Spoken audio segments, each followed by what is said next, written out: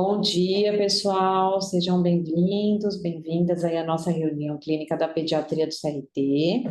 É, Acho que a maioria das pessoas que estão aqui já são pessoas que costumam estar conosco, né? Mas para quem não está e é a primeira vez, ou mesmo para quem está, hoje é uma reunião muito especial para a gente pela escolha do tema e porque hoje é a reunião número 50, né? Então a gente está aqui ininterruptamente, apesar de todos os contratempos, né? Pandemias, etc., mas estamos aqui firmes e fortes. A gente gostaria de ter feito essa reunião presencial, mas não foi possível, mas a gente está tentando planejar aí, organizar uma híbrida mais para o final do ano, para a gente comemorar aí toda essa construção e todos esses anos, tá bom? Então, hoje a gente vai discutir a questão das crianças que estão vivendo com HIV/AIDS e a PrEP e PEP nas lactantes e gestantes, tá? E quem vai estar falando hoje sou eu e a doutora Patrícia, minha amiga e companheira aqui do pré-natal do CRT. E a gente vai fazer a mesma dinâmica de sempre aí, que vai ser a gente fazer a apresentação e depois a gente está aqui aberta à discussão e é sempre muito positivo que todo mundo participe, tá?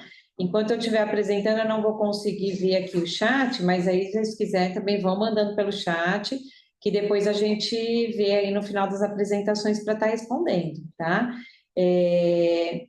O Alexandre já mandou aqui um parabéns e dizendo que o tema é extremamente importante e a gente também acha, e por isso a gente colocou ele aqui hoje, a gente espera que todo mundo goste, tá? Então, vou começar a minha apresentação aqui, deixa eu compartilhar. Peraí, primeiro deixa eu...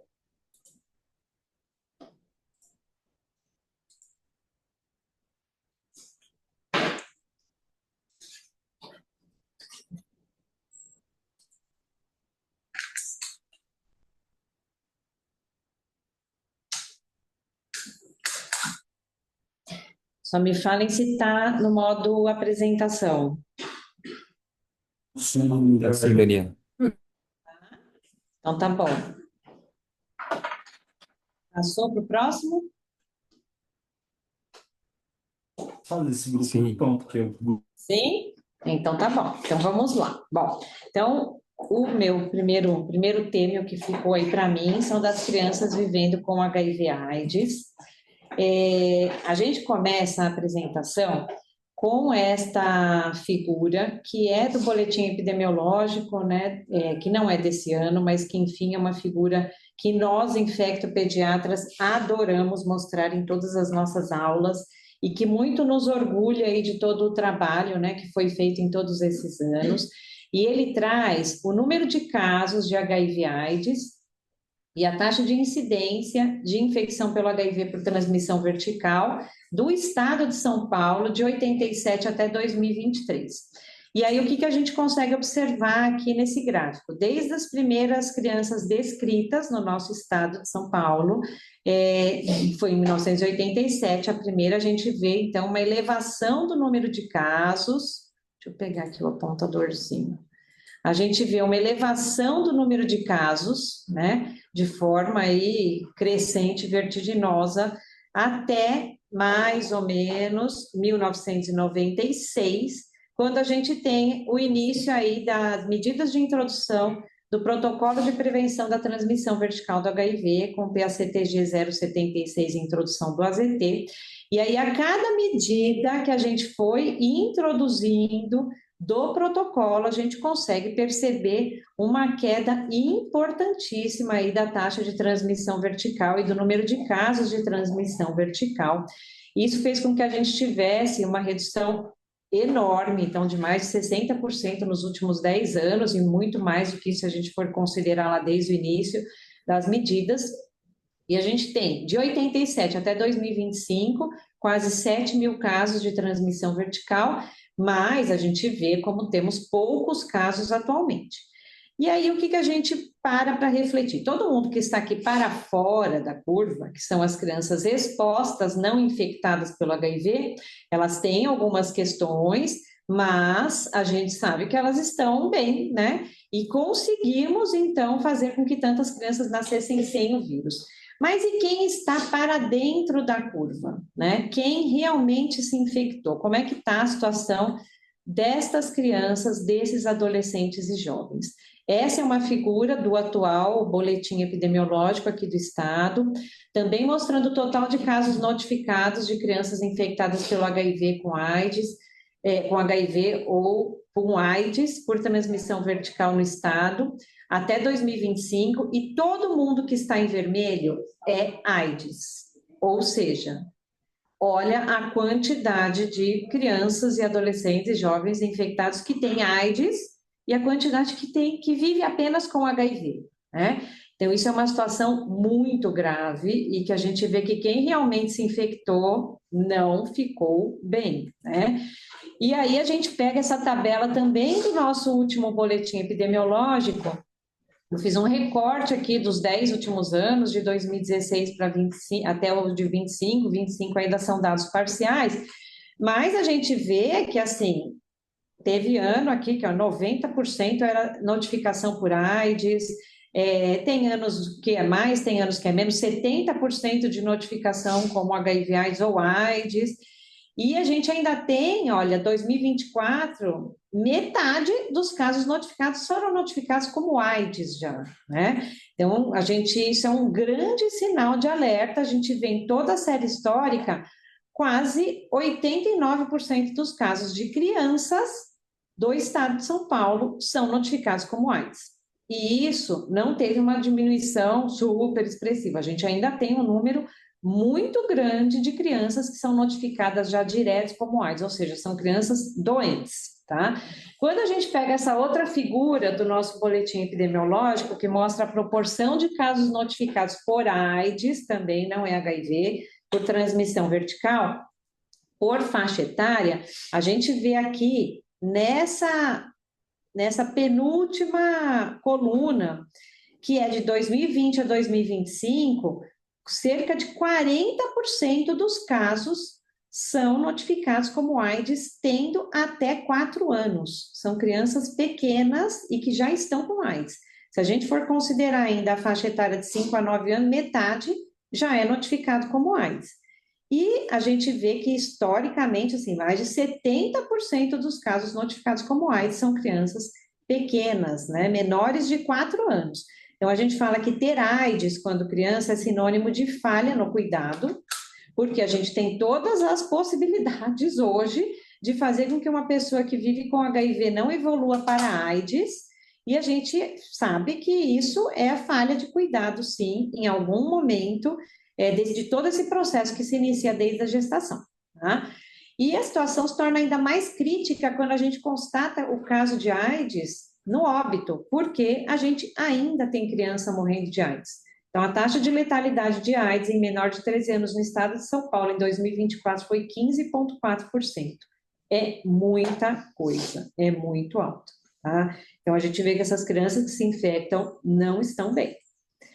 Esse daqui é o relatório global, né, sobre AIDS, é o relatório da UNAIDS de 2025, que trouxe como tema aí AIDS, crise e poder de transformação. E aí a UNAIDS traz a informação e mostra aí que o mundo alcançou avanços muito importantes até 2024, né, em comparação ao que a gente tinha em 2010. A gente teve novas infecções caindo 40%, mortes relacionadas à AIDS caindo 56%, trazendo uma grande preocupação aí sobre os cortes, né, dos financiamentos internacionais em 2025, que isso ameaçava muito e ameaça muito reverter todo esse progresso, principalmente nos países de baixa e média renda. Mostra o Brasil como sendo um dos 25 países que planeja aumentar os investimentos domésticos na resposta ao HIV até 2026, mesmo com esse cenário econômico desafiador. E um título aí que super nos orgulha, que o Brasil está entre os 5 países que mais distribuem PrEP no mundo, tá? Então, dados que estão muito bons, mas a gente já vê também dados ali que nos preocupam muito. Então, aqui a gente tem duas figuras que mostram o número de novas infecções pelo HIV global, então, lógico que caiu, mas olha onde que era a meta de 2025, era essa bolinha laranja. E onde é a meta de 2030. Então, assim, a gente ainda está longe de conseguir chegar na meta, né? E quando a gente vê as mortes relacionadas à AIDS, também, olha que a meta de 2025 é a meta de 2030. Então, a gente ainda tem, assim, muito a avançar, né? E a gente vê que 1,3 milhão de pessoas contraíram HIV em 2024, 630 mil óbitos relacionados ao HIV/AIDS em 24, e 87% de todas as pessoas vivendo com HIV/AIDS conhecendo seu status sorológico. Esta cascata escancara também como é a situação das crianças, diferente das dos adultos. Então, esse aqui era do relatório da UNAIDS de 24. Então, a gente vê aqui, na cascata, dos adultos, 87% das pessoas conhecendo seu status sorológico, em contrapartida, 66% das crianças. 77% dos adultos do mundo recebendo antirretroviral e 57% das crianças. 73% dos adultos estando com carga viral suprimida, em contrapartida, 48% das crianças. Então, era 66, 57, 48. A de 2025 trouxe dados um pouco piores ainda. Não é muita diferença, mas assim, nada melhorou. Era 67, virou 53, 63, era 58, virou 55. Então, assim, as crianças continuam numa situação muito pior do que a dos adultos em relação à cascata de testagem e tratamento de HIV.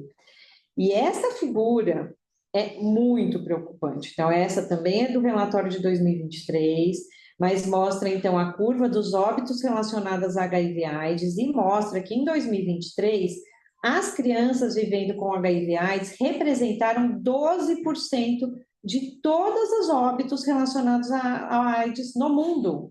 Mas elas representam só 3% das pessoas que vivem com HIV. Então, como que um grupinho de 3% das pessoas que vivem com HIV no mundo podem representar 12% de todos os óbitos? Então, a gente vê, e o relatório da UNAIDS traz essa conclusão, que as crianças de 0 a 14 anos que vivem com HIV, elas continuam consideravelmente menos propensas que os adultos a serem tratadas e diagnosticadas, e muito mais propensas ao óbito.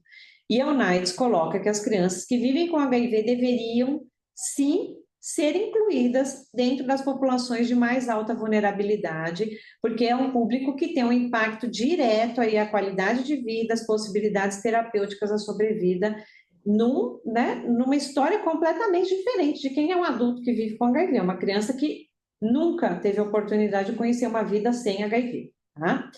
E no Brasil, será que esta história, né, só vale para lá? Pelo que eu mostrei ali do estado de São Paulo, não. E a gente vê que aqui no Brasil a situação também não é boa.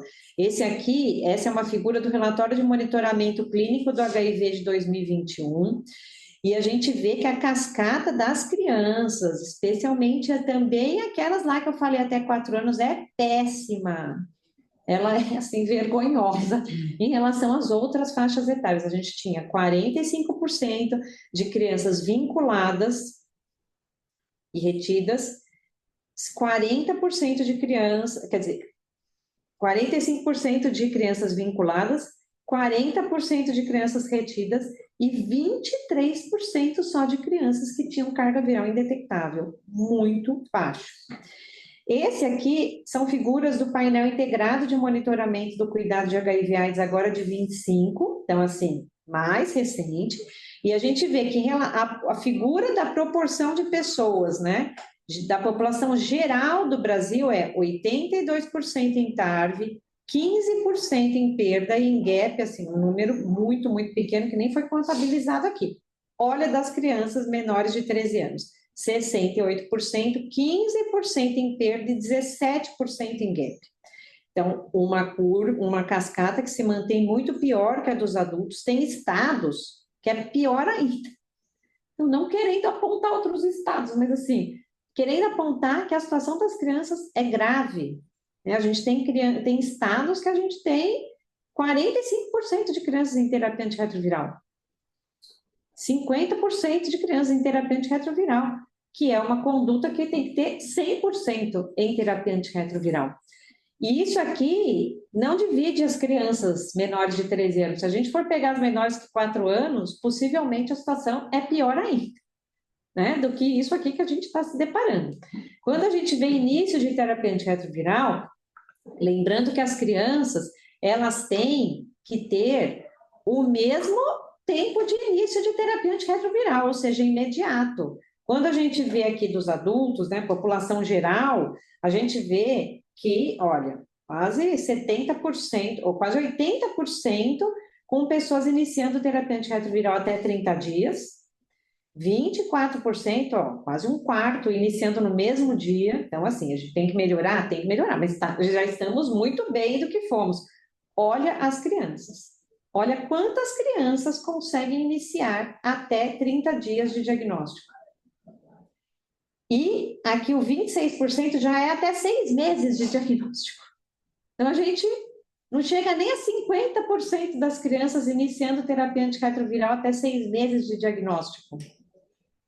Isso nos menores de 13 anos. Então, também não temos o corte de menores de 4 anos. Então, a situação é preocupante. A gente tem, sim, crianças que estão bem. Todo mundo aqui tem nos seus serviços crianças que estão indetectáveis, que são ótimas, mas, assim, a gente tem que se debruçar sobre elas, porque tem problema acontecendo, tá?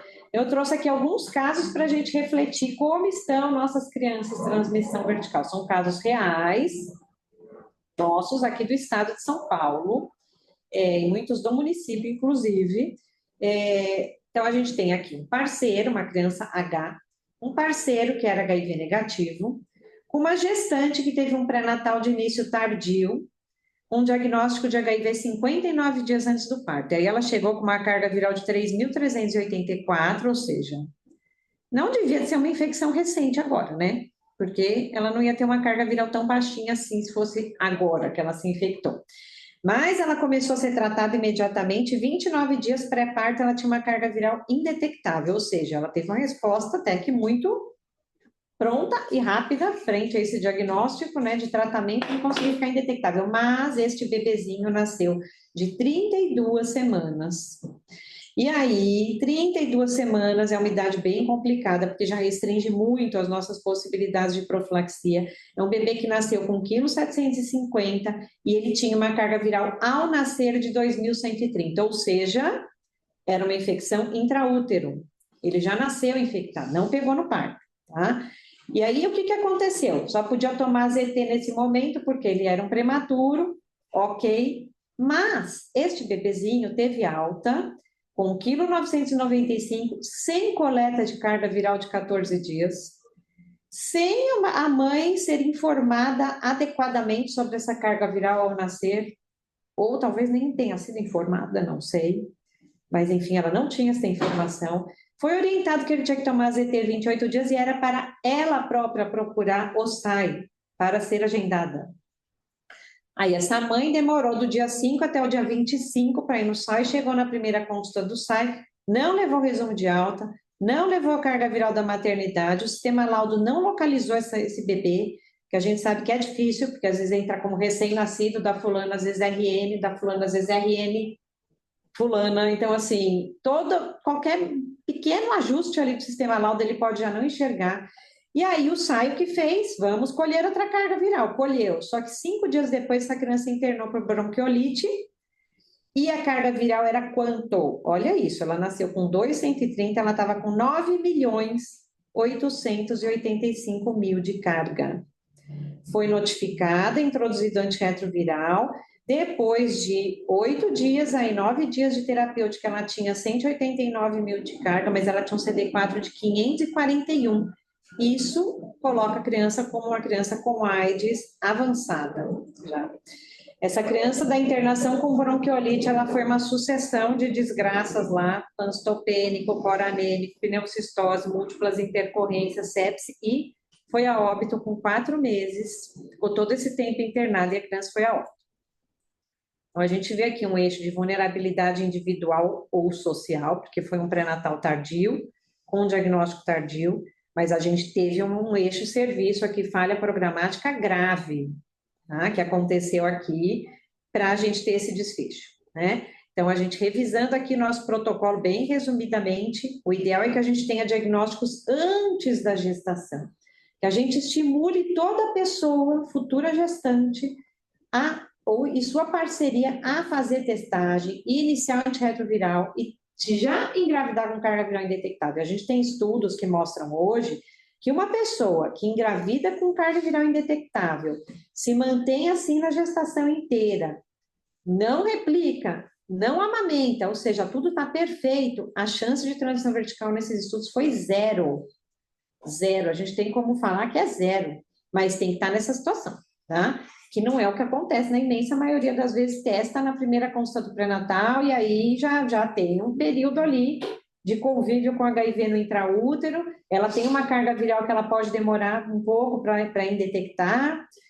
Então, a gente, se não fez esse diagnóstico antes, tem que fazer a testagem na primeira consulta, usar antirretroviral para 100% das gestantes, atingir carga viral indetectável o mais rápido possível, escolher a via de parto adequada, usar o AZT endovenoso para parturiente nos casos indicados, cuidados com recém-nascido e introduzir antirretroviral para 100% dos recém-nascidos e não amamentar nem materno nem cruzado, tá? Então, a gente identifica naquele caso essas falhas do pré-natal, um diagnóstico tardio, uma terapia antirretroviral iniciada pouco tempo antes do parto, consequência desse pré-natal tardio, né, e diagnóstico tardio. Então, assim, onde está a captação precoce dessa gestante até 12 semanas, que é o recomendado no pré-natal? Fez uma carga viral lá que conseguiu indetectar, mas o bebê tinha uma carga viral detectável, e aí onde está a segunda carga viral? A mãe foi adequadamente informada nessa maternidade? Então, ressalto aqui também para a gente lembrar, né, dentro do nosso protocolo, que para a gente classificar em alto risco ou baixo risco, a carga viral é 50 cópias. Então, ela tinha uma carga viral indetectável? Tinha, mas se a gente pegar uma gestante com 51 de carga viral, que é uma carga viral que, para a gente for considerar a pessoa, né, ela está com menos de 200, ela é transmissão zero, do ponto de vista sexual, ela está estável, pode só ser um blip, pode ser, mas assim, para o bebê isso não importa. Se tem 51 de carga viral, esse neném é um alto risco e ele vai ter que receber esquema ampliado, com 3 drogas, de preferência com raltegravir, escolher sempre a Raltegra, a nevirapina. A nevirapina é um esquema alternativo quando a gente não tem mesmo Raltegra. Mas esse bebezinho também teve esse azar, que ele nasceu com menos lá de 34 semanas, então seria ZT, mas de qualquer forma, esta criança, ela já nasceu infectada, né? Ela tinha uma infecção intraútero. E aqui só reforçando, então, que a nevirapina, ela é um esquema efetivo, mas não é supressivo. A gente tem uma alta incidência de resistência aos não nucleosídeos, então a gente tem que preferir o Halter, tá? Mas voltando ali para a criança, então, qual que seria o fluxo? A gente tem uma suspeita ali de infecção pelo HIV, temos uma criança exposta, a gente vai ter que colher a primeira carga viral ao nascer. Veio detectável a qualquer valor, a gente tem que colher imediatamente o segundo exame e tem que ampliar esse tratamento para um tratamento preemptivo, com 3 drogas assim que for possível para essa criança, tá? Colher uma amostra de genotipagem e já deixar guardado, e aí nós vamos partir para o segundo exame, que vai ser ou uma segunda carga ou um DNA proviral. Mas para a gente fazer esse segundo exame, alguém precisa checar o primeiro exame e não descumprir o protocolo. Essa criança estava internada, ela estava dentro de um serviço de saúde, ela tinha que ter sido checada, como foi, só que ela tinha que ter feito o segundo exame para a gente já fechar esse diagnóstico e já ampliar esse tratamento, tá? Então, quando a gente faz uma segunda carga viral, quando opta-se pela segunda carga viral, se vier não detectável, a gente vai manter a investigação. Se vier detectável acima de 100 cópias, é uma faixa bem baixa, ela já é uma transição vertical. Fechamos o diagnóstico. Se ela é detectável menor que 100 cópias, aí ela realmente vai ter que passar para o DNA proviral, vai manter o tratamento preventivo e vai para o DNA proviral. DNA proviral detectável, ela é uma transição vertical. Não detectável, ela vai manter investigação, tá? E a gente tem que pensar, sempre ressaltar também e lembrar que a classificação imunológica do HIV com base no nível de CD4, ele vai variando conforme a faixa etária, mas ter 541 de CD4, um bebezinho, é péssimo.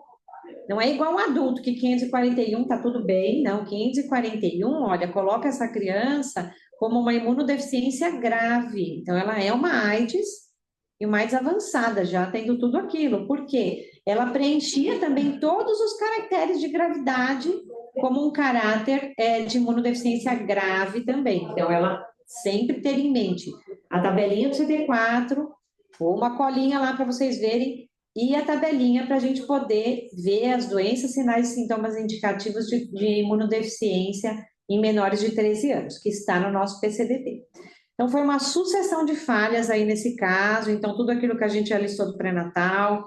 Depois, quando ela nasceu né, que foi para o SAI não localizar essa carga viral, só usou o AZT às 32 semanas, porque tinha as 32 semanas, mas ela não seguiu o protocolo, teve uma alta sem plano estruturado, teve uma falha de comunicação, lembrar que as altas só podem ser dadas com consulta agendada no SAI já, tem que ter um resumo de alta qualificado, adequado, o SAI sem informação dessa carga viral, né? Precisou fazer essa nova carga, e aí teve toda essa consequência e esse desfecho super desfavorável. A prematuridade não muda o protocolo de investigação, restringe as possibilidades de profilaxia no começo, mas não muda em nada, então teria que ter sido feito. Então, respeitar protocolo sempre, checar a carga viral o mais rápido possível, colher a carga viral o mais rápido possível frente a um resultado detectável, iniciar o tratamento preventivo com um resultado detectável, alta qualificada, garantir o agendamento no serviço especializado, checar se teve compreensão das orientações e articular o monitoramento de chegada ao serviço especializado. A gente não pode ter perda de segmento e diagnóstico tardio, tá?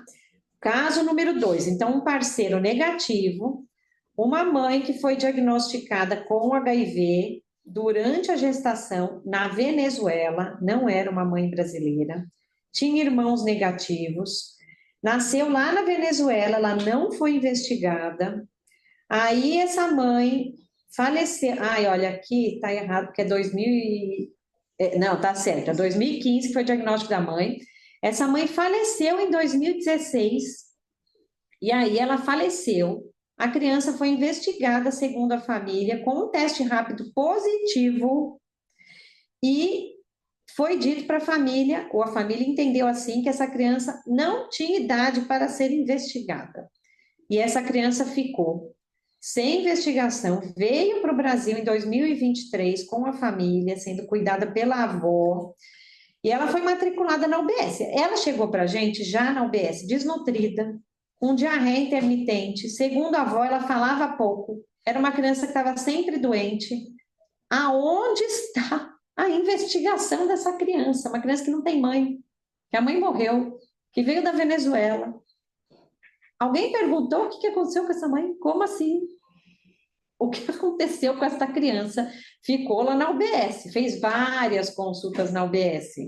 Tinha otite, tinha broncoespasmo, perdia peso, tinha esse atraso de desenvolvimento neuropsicomotor e só tinha exame para anemia, prescrito sulfato ferroso e foi tocando a vida.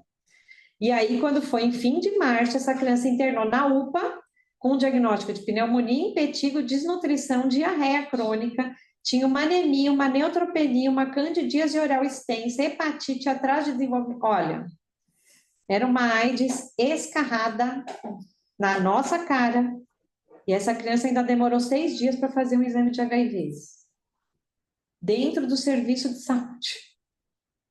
E aí ela tinha AIDS, lógico, né? Daí ela foi transferida para um serviço de referência, tinha uma carga de 4.822, um CD4 de 30, era uma criança com AIDS avançada, tinha uma atrofia cortical severa, Então, assim, era uma criança com encefalopatia, foi tratada por Pramac, para Cryptosporidium, tomou tudo que tinha que tomar, introduziu antirretroviral, fez genotipagem, e essa criança, depois de um mês, conseguiu ter alta, né? Ressurgiu das cinzas ali, conseguimos resgatar a criança.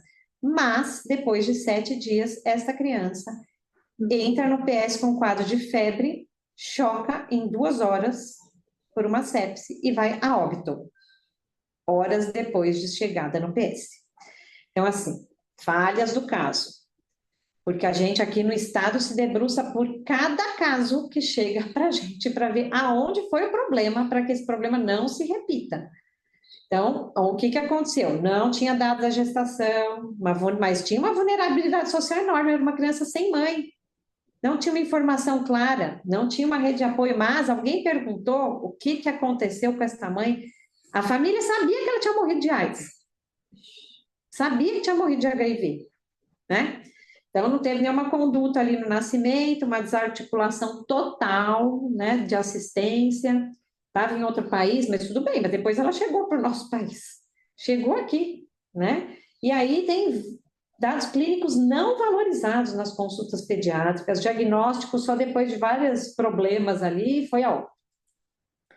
Então, a gente sabe que tem essa grande disparidade, como eu já mostrei, e a gente não tem nenhum dado brasileiro mostrando de qual é a nossa porcentagem de crianças que vivem com HIV que conhecem seu status sorológico. Isso é um super desafio para nós, porque a gente não tem esse dado, né?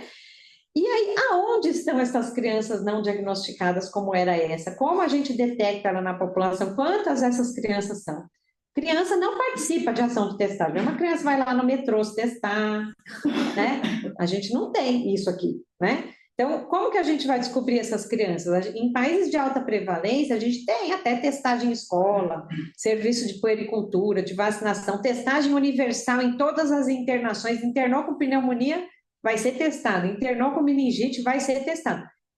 O Brasil não se encaixa nesse perfil, mas as crianças escapam desse protocolo de prevenção da transição vertical, e aí elas não conseguem ser diagnosticadas e são diagnosticadas tardiamente. Aqui são várias estratégias aí de outros países, então, né, de todas essas estratégias possíveis, mas nós aqui não temos estratégia, né? Não temos estratégia para esse tipo de situação, né?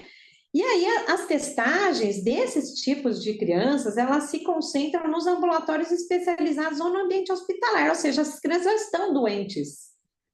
A gente precisa melhorar o nosso grau de suspeição para a criança infectada pelo HIV. O ideal seria a gente diagnosticar as crianças assintomáticas.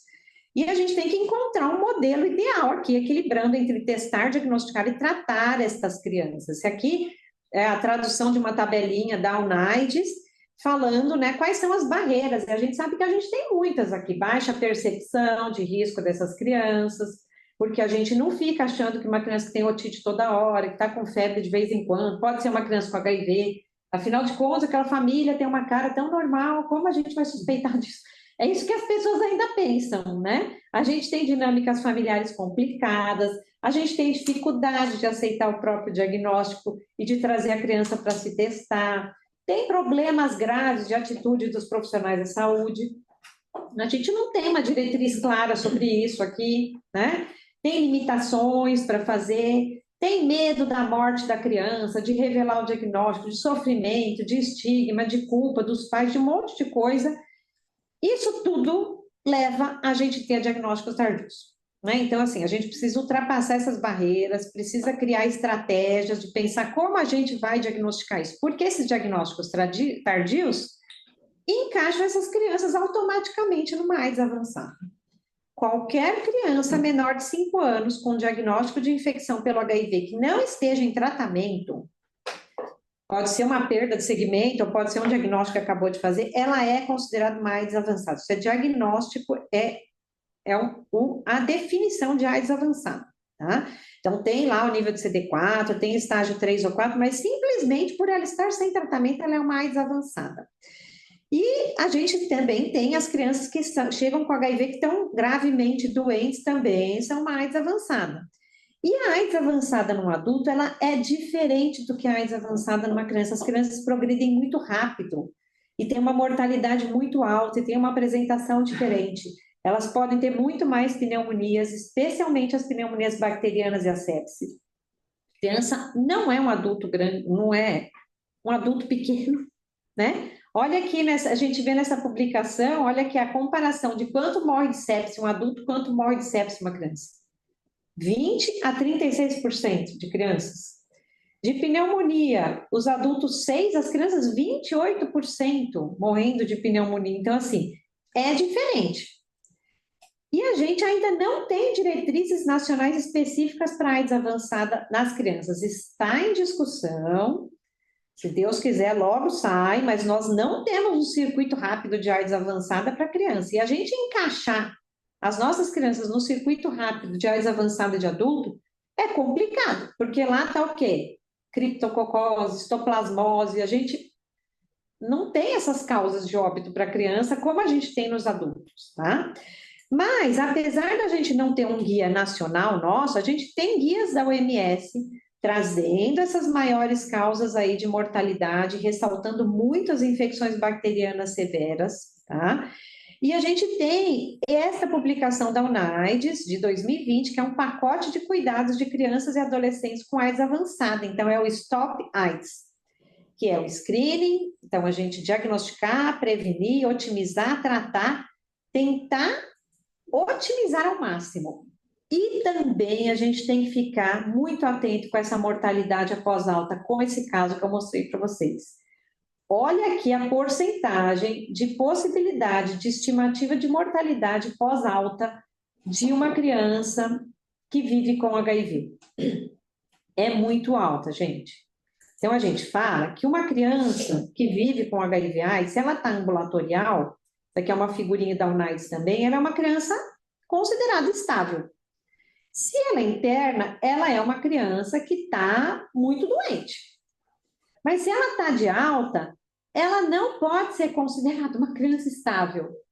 Ela tem que ser considerada ainda uma criança muito doente, porque a gente tem essa possibilidade que não é pequena de óbito pós-alta, tá? E a gente tem, inclusive, protocolos correndo para estudar aí marcadores de mortalidade, como fazer um segmento melhor, quais são os maiores receios e o que a gente teria que ficar mais atento aí nessa pós-alta, tá? Então, não podemos ter diagnósticos tardios, a gente tem que ter um elevado grau de suspeita de HIV, o pediatra, o generalista, ele tem que pensar em HIV. Lembrar que HIV tem múltiplas apresentações clínicas, diagnosticar o mais precocemente possível, instituir tratamento, sempre checar se a pessoa entendeu o que você está orientando, para evitar a perda de segmento, articular as chegadas ao serviço especializado e estabelecer planos pós-alta, tá? E o último casinho aqui para a gente encerrar a aula e começar aí com a aula da Paty. Essa daqui é uma criança minha, que está em atual segmento também e bem desafiadora, então é um parceiro negativo com uma mãe negativa. Só que era um casal que tem uso de substância, é um casal que teve um pré-natal bem irregular, um casal de altíssima vulnerabilidade, mas essa criança nasceu lá de termo, adequado para a idade gestacional, fez um teste rápido no parto negativo, todas as testagens do pré-natal, que foi aos trancos e barrancos, mas fez o pré-natal, eram negativas, quer dizer, não temos HIV. Mas esta criança, esta mãe, depois de 1 ano e 10 meses da criança, a mãe mantinha vulnerabilidade social gravíssima e foi diagnosticada com TB. E aí, uma TB pulmonar fez um teste rápido de HIV e essa mãe tinha HIV e estava amamentando. Esta criança de 1 ano e 10 meses. Chama a criança descartou TB, mas era uma criança com HIV. Essa criança tinha 400 de CD4, ou seja, AIDS avançada, com uma carga viral de 2.350.000.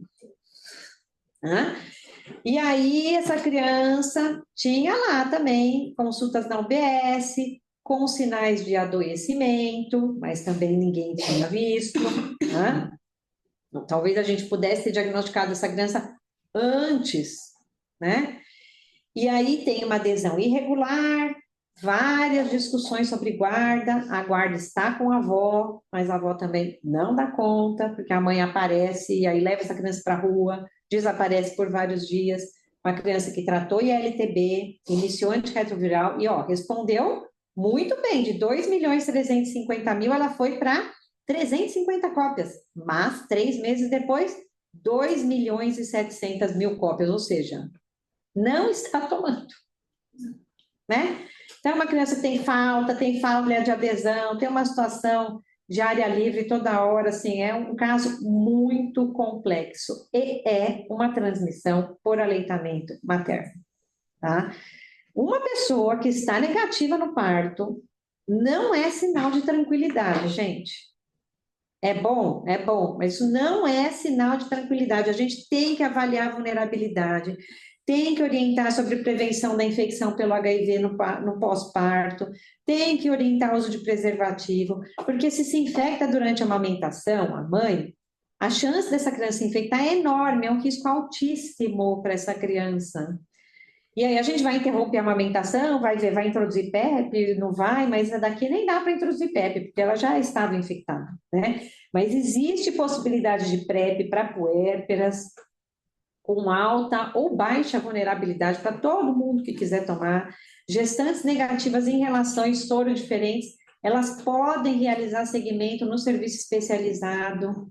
A gente tem esse segmento aqui, isso também protege essas crianças e faz com que a gente tenha um olhar muito mais cuidadoso para prevenir essas novas infecções.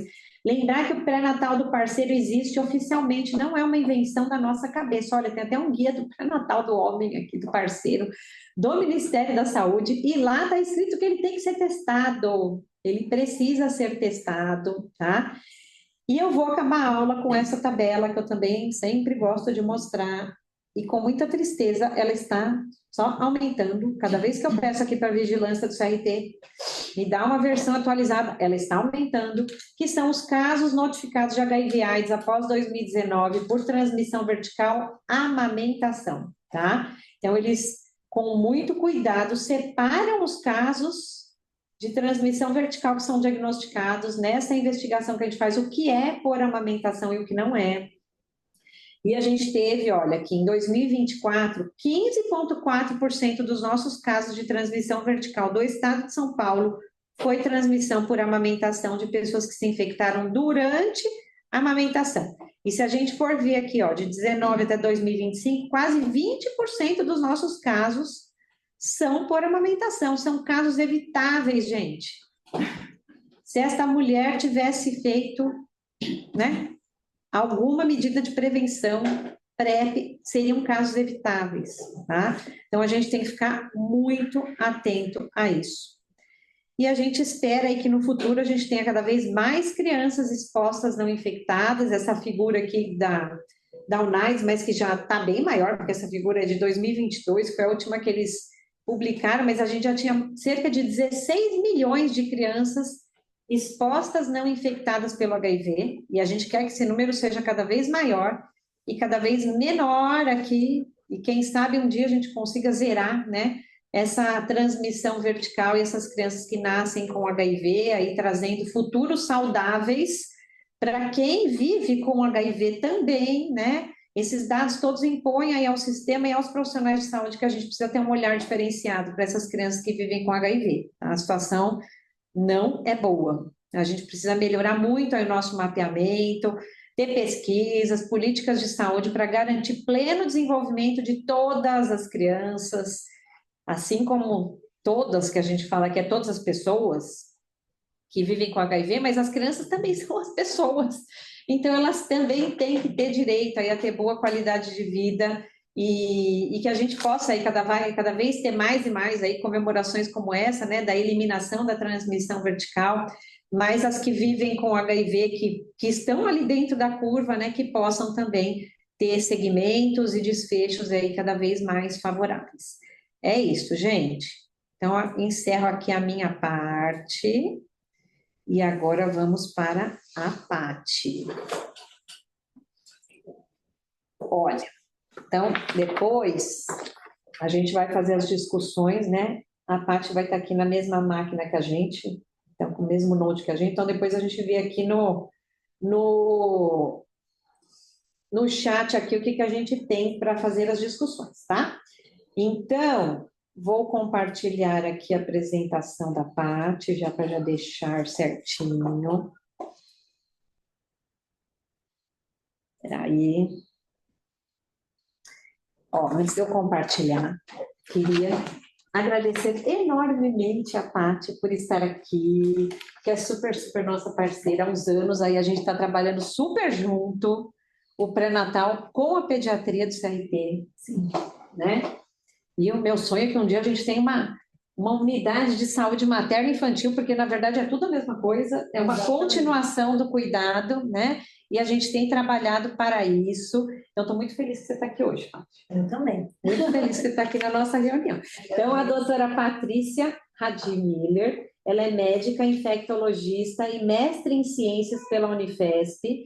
Ela é pós-graduada em moléstias infecciosas pelo Hospital Curri Cabral, em Lisboa. Agora, os que são nome francês, realmente ela vai falar, que é a pessoa do francês.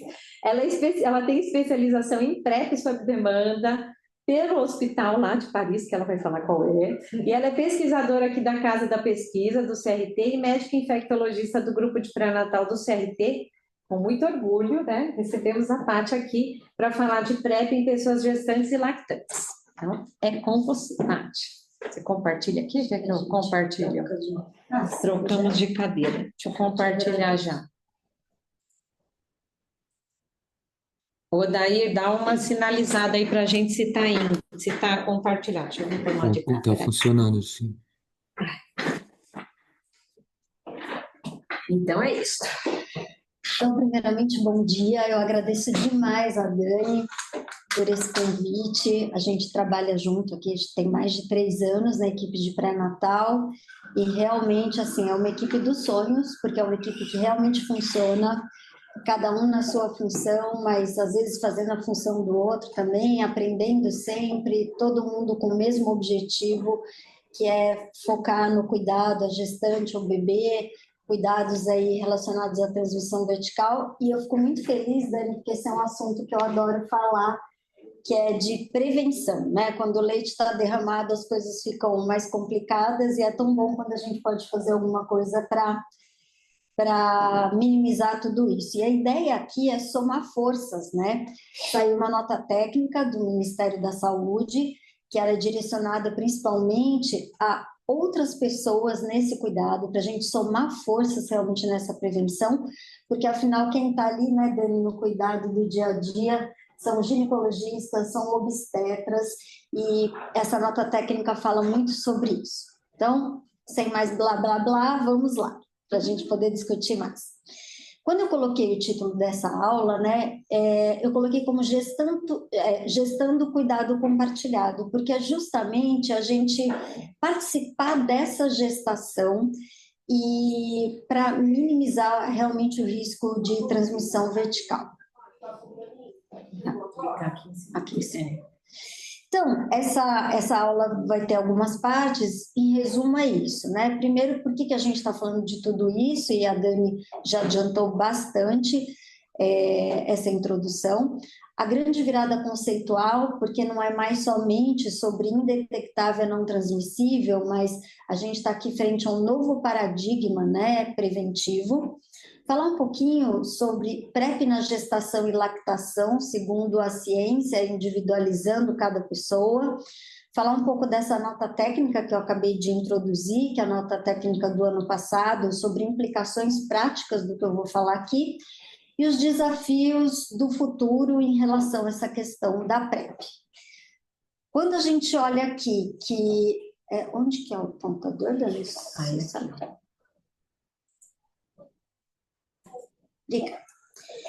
Quando a gente vê aqui, realmente, dados de 2024, que 26,3% dos casos de HIV foram detectados em mulheres, quando a gente vê que 81,4% dessas mulheres são jovens, de 15 a 49 anos, e idade reprodutiva. E a gente vê que 73% desses casos foram em gestantes, gente, isso assusta muito, muito. E a gente está falando aqui que de 2014 a 2024 no Brasil, a gente teve um aumento da incidência de 23,1% em gestantes. Aí a gente vai olhar um corte de novembro de 2025. Quem que estava usando PrEPs? Mais de 140 mil pessoas. Mais de 80% dessas pessoas são pessoas, homens que fazem sexo com homens. 8,3% mais ou menos são homens héteros. E só 6,5% são mulheres cis fazendo PrEP. E então isso daqui é realmente muito alarmante. A Dani passou toda essa epidemiologia relacionada também aos bebês. E isso aqui, eu confesso que me assustou muito antes de eu ler esse documento, Dani, porque eu não achei que fosse tanto assim. Eu fiquei assustada com esses dados realmente. Então, alguma coisa aí está acontecendo, né? Tem um ponto cego que a gente realmente não está vendo.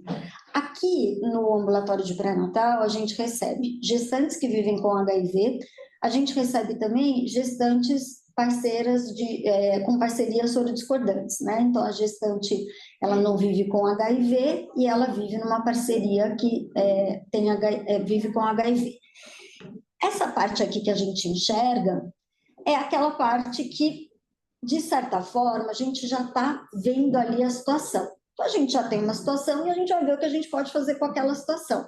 Que é a gestante que vive com HIV, que iniciou tarde, ou que muitas vezes vai iniciar ali no pré-natal, a gente faz esse monitoramento viral, vai programar o parto, ela vai com toda a documentação bonitinha, tá tudo certo, então é o foco na mãe que já tem o diagnóstico. Mas aqui é que está o problema, é no ponto cego dessa transmissão vertical. É aquela gestante que não vive com HIV, que chega para a gente com um teste negativo, mas ela está sob risco real. E esse risco real é de uma infecção aguda, que ela pode acontecer durante a gravidez, na lactação, que a Dani acabou de falar, que eu achei assim, de suma importância, e no puerpério também. Às vezes ela fala assim, não, eu tenho um parceiro que realmente ele acompanha, ele faz todo o acompanhamento, ele toma um remédio todo dia, mas às vezes esse parceiro, ele não tem uma supressão viral ali confirmada. Ela fala, não, a carga viral dele é indetectável. Tudo bem, mas cadê essa carga viral? Quando que foi a última vez que ele fez? Às vezes a gente não tem acesso a essa informação. A ausência de testada repetida no pré-natal. Então, não é só chegar no pré-natal com o exame lá, a gestante é negativa. Não, a gente tem que repetir isso durante o pré-natal, tem que repetir no puerpério. Ela tá na parte da lactação, a gente tem que repetir isso aí também. E tem que pensar muito nessa vulnerabilidade relacional, que muitas vezes a gente está ali focada no bebê, a gente está ali focada em falar sobre a amamentação, mas como que ela vive na casa dela? O que está acontecendo no relacionamento dela? Como que isso ocorre? A relação dela com o parceiro e não somente com o parceiro. Às vezes a gente encontra surpresas nessa conversa. Às vezes não é só sobre ela e o parceiro. Às vezes ela também tem outros parceiros, né? Então a gente não pode simplesmente minimizar, pensar de uma forma assim, não, tem a gestante, ela vive ali com o parceiro dela, tá, e o que tem em volta de tudo isso? Muitas vezes a gente tem que observar muita coisa, a gente tem que ver muitos exames, a gente tem que dar muitas orientações, mas essa conversa, ela é muito importante a gente fazer. Então, a transmissão vertical não é apenas só a falha da terapia antirretroviral quando trata de uma gestante que vive com HIV, mas é o diagnóstico tardio, que a Dani acabou de falar aqui, né? E a ausência de prevenção ativa durante todo o processo que vai até antes aí dela engravidar.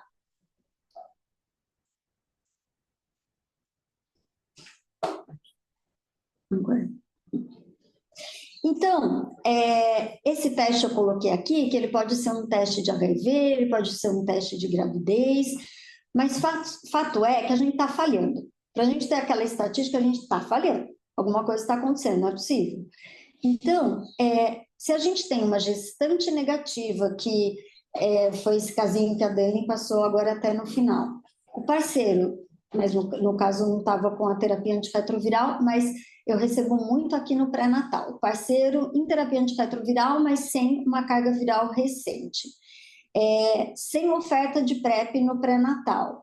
E acontecendo aí a soroconversão, por exemplo, no puerpério, depois essa mulher vai fazer a lactação, visto que ela, em tese, ela não vive com o vírus, ela vai fazer a lactação e o lactente está exposto.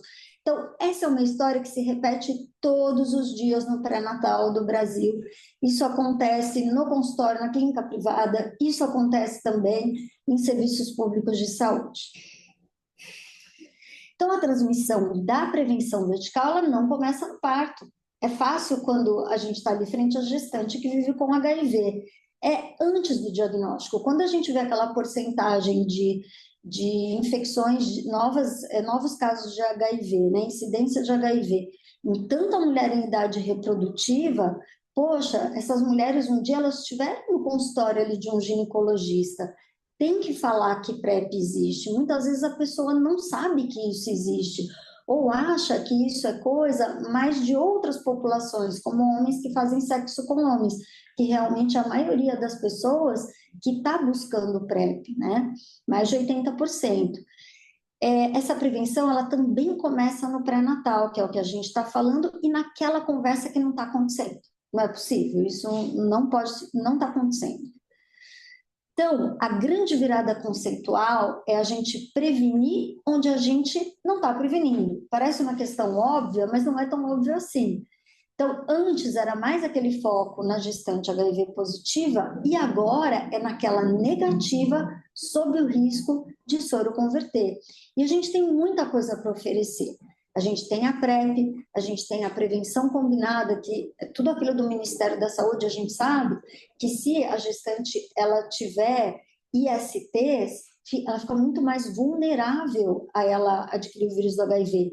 Se ela não tiver com a vacinação em dia, para hepatites, né, para hepatite B, por exemplo, para o HPV, ela pode ficar muito mais vulnerável a pegar, a realmente se infectar com o vírus do HIV. E tudo isso começa ali antes do pré-natal, começa no consultório, quando ela vai fazer o exame preventivo com a ginecologia. Então, é importante fazer essa testagem repetida no pré-natal, não é só na primeira consulta, é na primeira, é no terceiro trimestre, é no puerpério, ou quando a paciente, quando a gestante, ela indicar uma vulnerabilidade. É importante a gente falar sobre isso, né? Será que ela não precisaria fazer em outro momento, também ali do pré-natal? É a gente sempre ter documentada, no caso de uma parceria soro-discordante, como que está essa documentação da supressão viral da parceria dela, né? Então, a gente sabe, tem um conceito muito importante, que é o indetectável não transmissível, I igual a I ou U igual a U, que a gente sabe que se ela tem um parceiro que vive com HIV, que toma adequadamente antirretroviral, há mais de 6 meses com a carga viral indetectável, ele não é capaz de transmitir, né? Mas isso exige adesão, exige monitoramento, não é fez ali uma carga viral há 1 ano e fala que está indetectável porque está tomando remédio, não é bem assim. O PrEP na gestante ele tem uma eficácia muito boa, acima de 99%. É segura na gestação e na lactação. Lembrando que quando a gente fala de pessoas que nasceram mulheres, né, no sexo feminino ao nascer, essa PrEP ela deve ser feita uso contínuo, deve tomar o comprimido todos os dias. Por que eu estou falando isso? Porque a gente tem a PrEP, que são 2 antirretrovirais que tem um comprimido ali azul, e a gente tem várias formas, a gente tem 2 formas de tomar, ou uso contínuo ou sob demanda. O uso contínuo, ele deve ser feito para mulheres. Por quê? Porque para a gente conseguir uma boa proteção, eu tenho que tomar isso todos os dias. Nos primeiros 7 dias de uso contínuo é quando eu vou ter o pico da proteção na mucosa vaginal, por exemplo. E aí, todos os estudos que foram feitos, eles foram feitos realmente para quando você toma todos os dias em mulheres. Não dá para a mulher fazer PrEP sob demanda. É muito importante falar isso, porque PrEP só funciona se a gente fizer direito, senão ela não vai funcionar também. Então, às vezes, falta a gente explicar melhor, a gente falar a linguagem daquela pessoa, que muitas vezes ela não vai entender. Aí, hoje em dia, inteligência artificial, vai lá, chat GPT, como que eu tomo isso? Chat GPT, olha, a gente vai ter sob demanda e vai ter uso contínuo. Ela fala, vou fazer então sob demanda, não vai adiantar absolutamente nada. Em situações de exposição, de risco, a gente lembrar que existe PEP, né? PEP, a profilaxia pós-exposição, deve ser iniciado em até 72 horas. Muitas vezes essas mulheres, elas têm histórico de violência sexual, falha de preservativo, ou algum outro tipo de exposição, como exposição ocupacional, e é muito importante a gente lembrar que existe PEP. O manejo das IST, já falei por quê, que fica mais fácil adquirir o vírus do HIV. Uso de preservativo, é importante a gente falar sobre isso, porque é algo para complementar, e a gente ter aquilo que a Dani estava falando, não ter aquela falha do segmento, porque é aí que as coisas podem acontecer, principalmente ali quando chega no puerpério. Então, isso daí é aquele princípio que tem aquele psicólogo do Reino Unido, que é o James Reason, né, que ele falou sobre a teoria do queijo suíço. Então, a gente tem o queijo suíço que ele tem vários buracos, né? E aí, se a gente colocar uma outra camada de queijo com buraco no lugar diferente, a gente vai tapar o outro.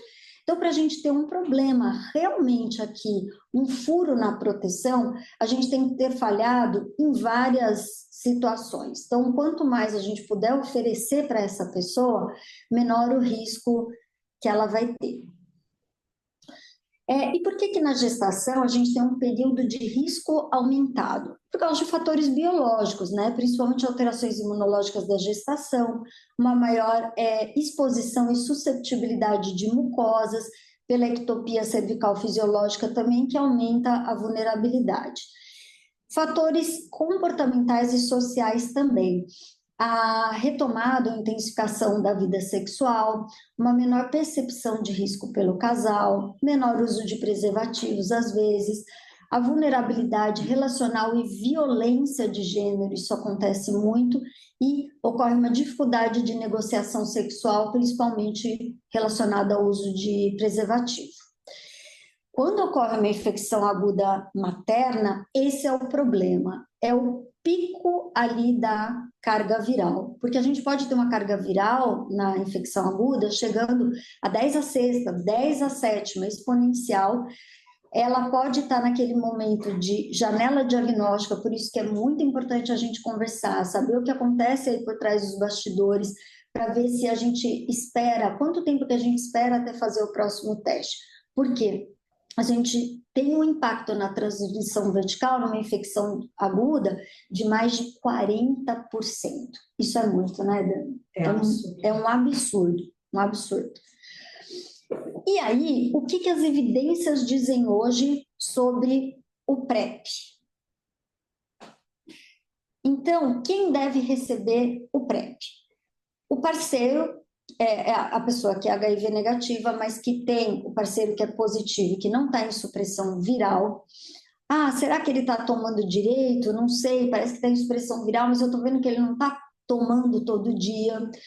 Quando existe a presença de uma infecção sexualmente transmissível recorrente ou ativa, múltiplas parcerias sexuais, o contexto epidemiológico de alta prevalência, violência sexual ou sem negociação do uso do preservativo, isso é muito comum, viu, gente? A gente acha às vezes que não, mas é muito comum. Uso de drogas injetáveis, que é esse caso também que a Dani falou, ou outros tipos de droga, e solicitação da própria paciente. Eu queria muito que vocês guardassem isso aqui, porque eu vou contar um caso para vocês daqui a pouco. Isso aqui é muito importante, gente. Ouve o que ela está falando, ouve.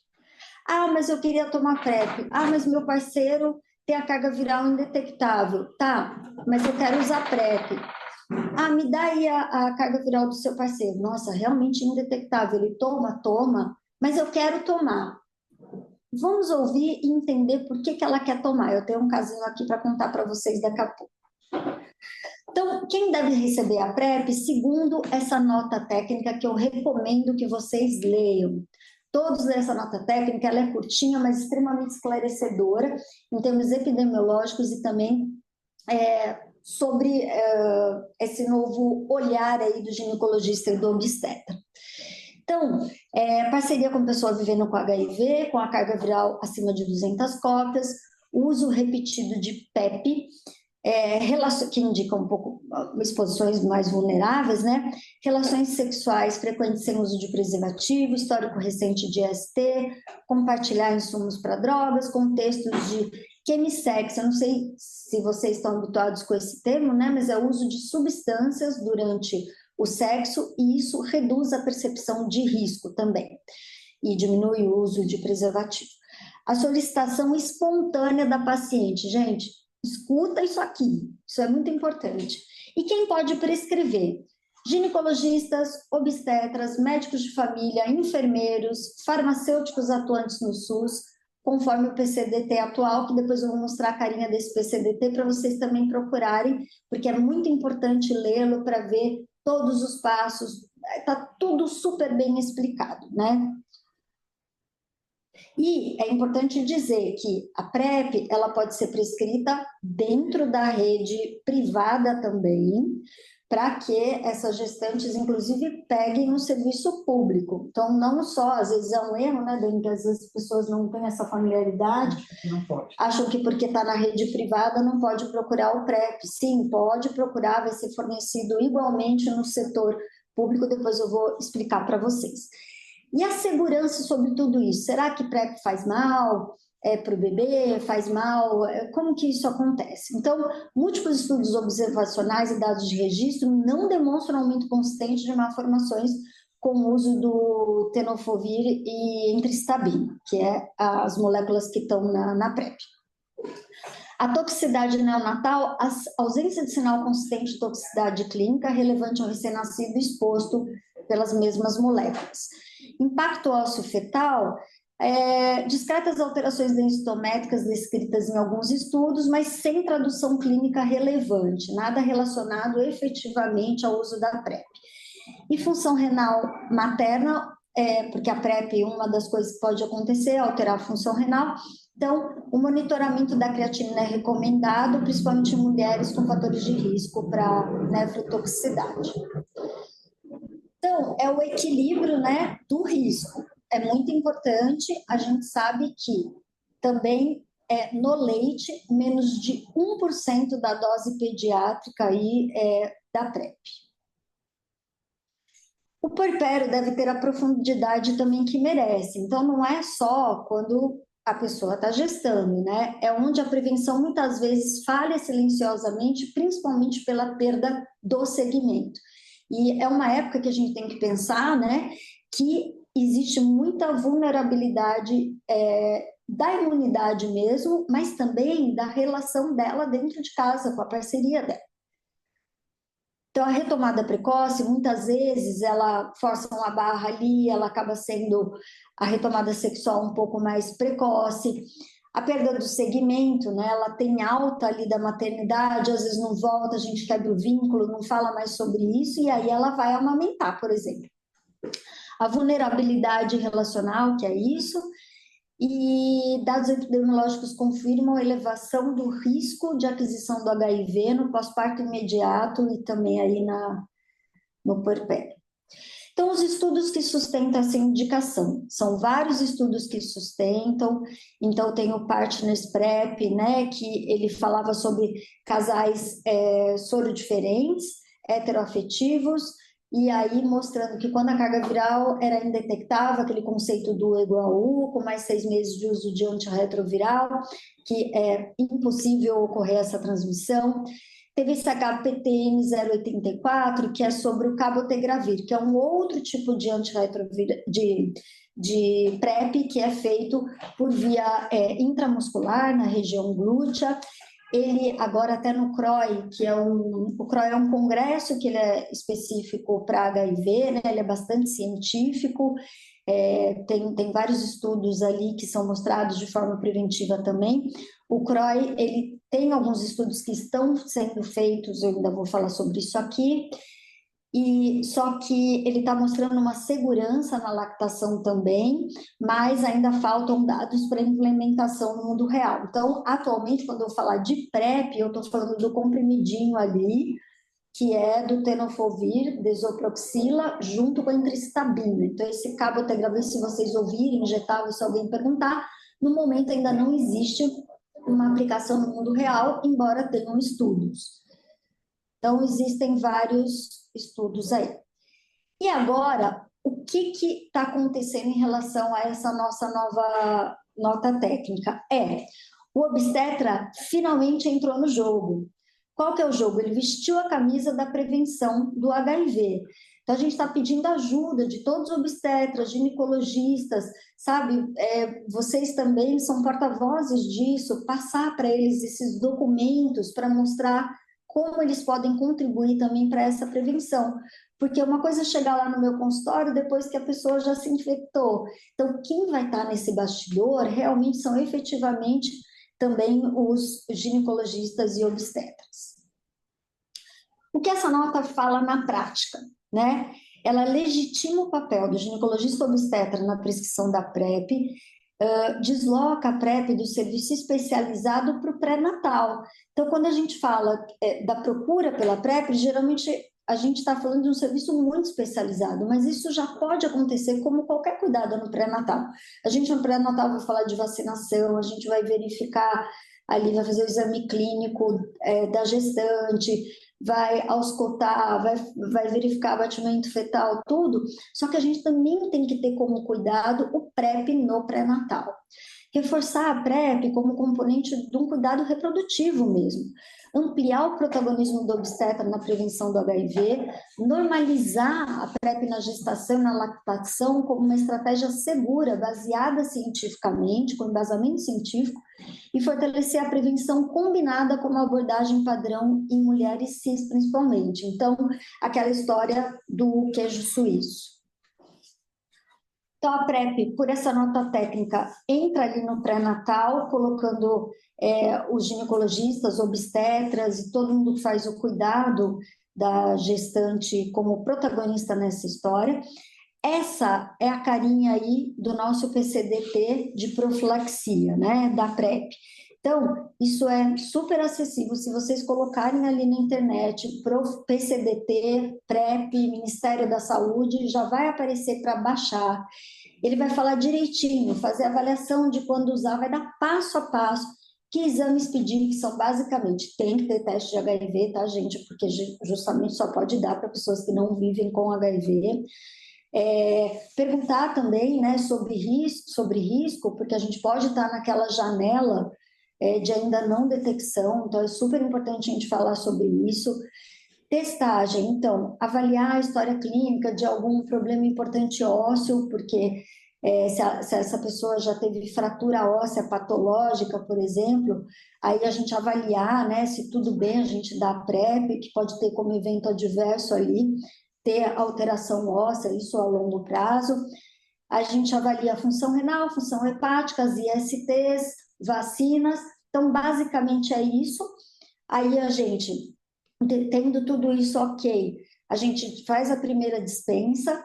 Depois disso, um mês depois, a gente vê como as coisas estão indo, pede novos exames também para ver efetivamente se não está na janela, principalmente relacionado ao HIV, função hepática e renal, e depois a cada 4 meses a gente pode prescrever. Mas todo o beabá está aqui, então fiquem atentos a esse documento. E como que a gente prescreve efetivamente a PrEP, né?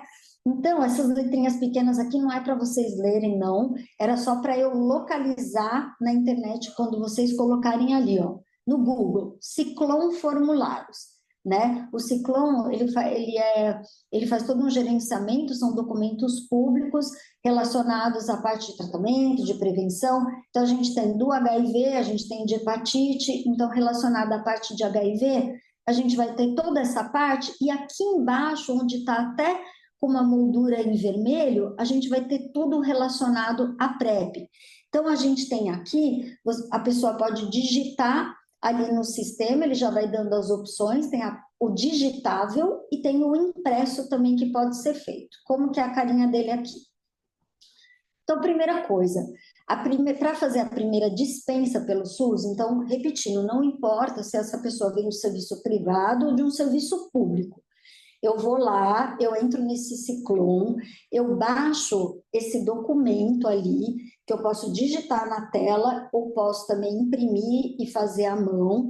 E aí, ele vai falando aqui, primeiro, esse formulário de cadastramento para a primeira vez. Então, o nome completo, se tem nome social, o nome da mãe, data de nascimento, raça, cor, sexo ao nascer, identidade de gênero, orientação sexual, todos os dados relacionados à residência, escolaridade, isso aqui mais para a gente ter epidemiologia de quem realmente está tendo acesso, quem não está, né? Isso é super importante. Aí a pessoa tem que ir a um serviço de dispensação de PrEP e, junto com um documento de identidade, um comprovante de residência. Junto dessa folha, aqui está o documento que efetivamente vai falar sobre a prescrição aí da PrEP, né? A ficha de atendimento. Então, o serviço de atendimento, quando a gente vai fazer isso direto ali para digitar a versão digitável, você pega e escolhe uma opção aqui, você clica e aparece o serviço de atendimento. Se é público ou privado, ele te dá as opções também. Então, se você quiser uma cola de como fazer, pode entrar dessa forma ali também. Aí, a origem do acompanhamento, se é privado ou público, o nome do serviço de atendimento, todos os dados, nome da mãe, CPF, nascimento. E aqui é uma coisa super importante para explicar para vocês. Quando eu falo aqui, ó, você é ou foi participante do estudo de vacina contra HIV? A gente teve um estudo, eu participei também desse estudo, que era um estudo de tentativa de vacina contra o HIV. E nesse estudo, que infelizmente não deu certo, mas felizmente a gente aprendeu bastante com ele, que era o estudo Mosaico, por exemplo, esse estudo, as pessoas que participaram, um dos riscos que essa pessoa poderia ter é de toda vez que ela fizesse uma sorologia para HIV, que verifica os anticorpos, essa sorologia dá positivo, porque ela já foi submetida àquela vacina, tentativa de vacina, que induziu nela a produção de anticorpos. Então, quando eu faço a sorologia, eu estou verificando os anticorpos. Então, essa pessoa pode ter o que a gente chama de VISP, que é soropositividade induzida por vacina. Então, para essa pessoa, eu não posso fazer uma sorologia, um teste rápido, porque eventualmente vai vir positivo. Então, para essa pessoa, eu tenho que coletar a carga viral. Então, se a pessoa falar que já participou de um estudo de vacina do HIV, eu tenho que colocar como carga viral aqui e não fazer a sorologia ou o teste rápido. Para as demais pessoas, eu posso fazer o exame de HIV. Se você clicar aqui na opção, ali na versão digitável, vai aparecer lá. Se esse exame de HIV é um teste rápido, que ele deve ser feito na frente do profissional, né, de saúde, ou se é, por exemplo, uma sorologia, e eu coloco aqui a data. Para pegar o medicamento pelo SUS, né, porque eu posso também comprar o medicamento na farmácia, só que para pegar pelo SUS, eu preciso ter no máximo 7 dias da data desse exame coletado. Então, é uma exigência. Então, não adianta vir com 11 dias que vai ter que fazer um outro exame para poder coletar. Então, é no máximo 7 dias, ou teste rápido realizado na frente do profissional, aí tirar uma foto, fazer uma cópia, tudo certinho, com a assinatura do profissional, ou a sorologia, também tem uma cópia dessa sorologia. Aqui vai falar se o uso do PrEP está relacionado, aí tem aqui as opções, vai falar se é para programação de reprodução, para que fim que é. Nos últimos 3 meses, se teve alguma IST, porque daí fala também sobre a vulnerabilidade a adquirir o HIV.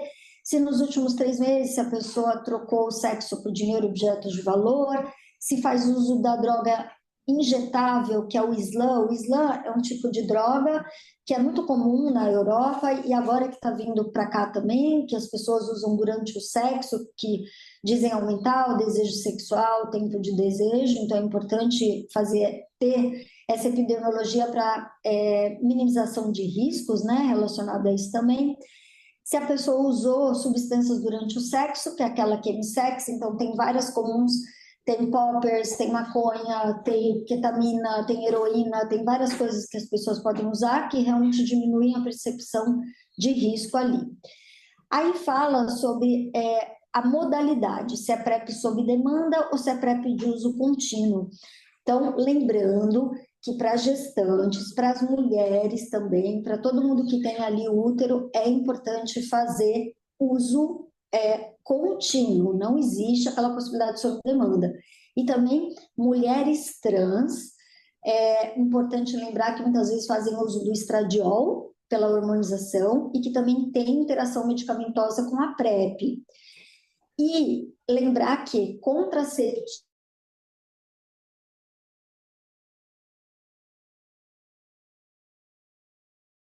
para as mulheres que ainda não desejam engravidar. Então, é muito fácil fazer isso aqui, é só ir seguindo, e se quiser uma cola de como fazer, é só pegar ali a versão digitável, que já vai aparecendo todas as dicas do que fazer. E aí, na receita, então, a primeira vez que a pessoa for, faz aquele cadastro, toda vez que vai pegar a PrEP, faz esse daqui, e aí tem que fazer também a receita. Como que faz a receita? Escreve lá isso aqui, ó. Fumarato, tenofovir, desoproxila, entristabina, coloca isso daqui, uso oral e contínuo, tomar um comprimido via oral uma vez por dia. Lembrando que a pessoa, na mulher cis, começa a proteção depois de 7 dias de uso contínuo, bonitinho.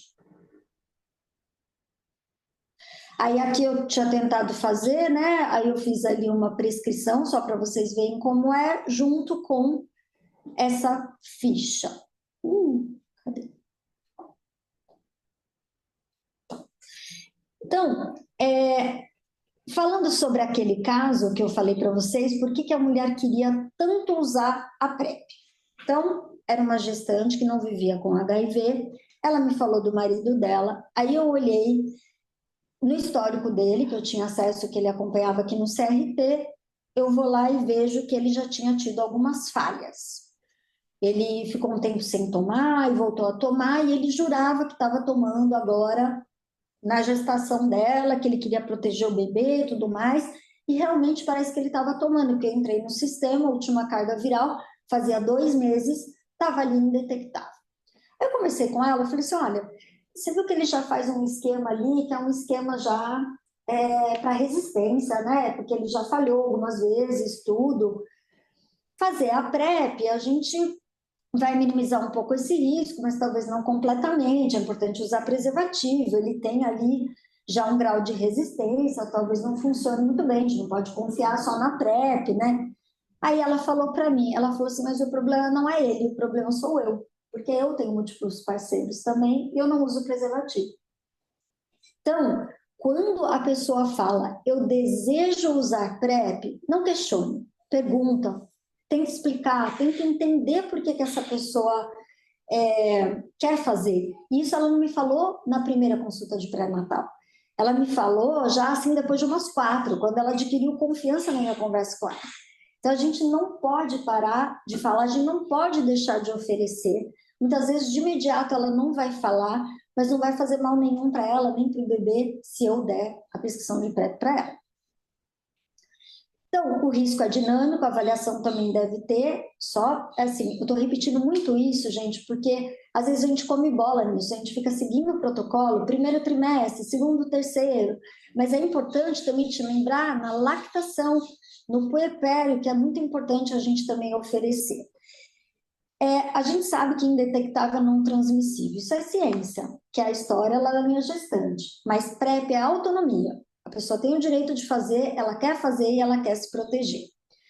Então, o igual U, eu já falei o que garante, e por que a PrEP é indicada mesmo com indetectável não transmissível, são todas aquelas situações, e às vezes a pessoa também quer, mesmo o parceiro tomando direitinho, não tendo outras pessoas, é uma relação fechada, a pessoa quer uma proteção adicional, e a gente precisa estar preparado para prescrever.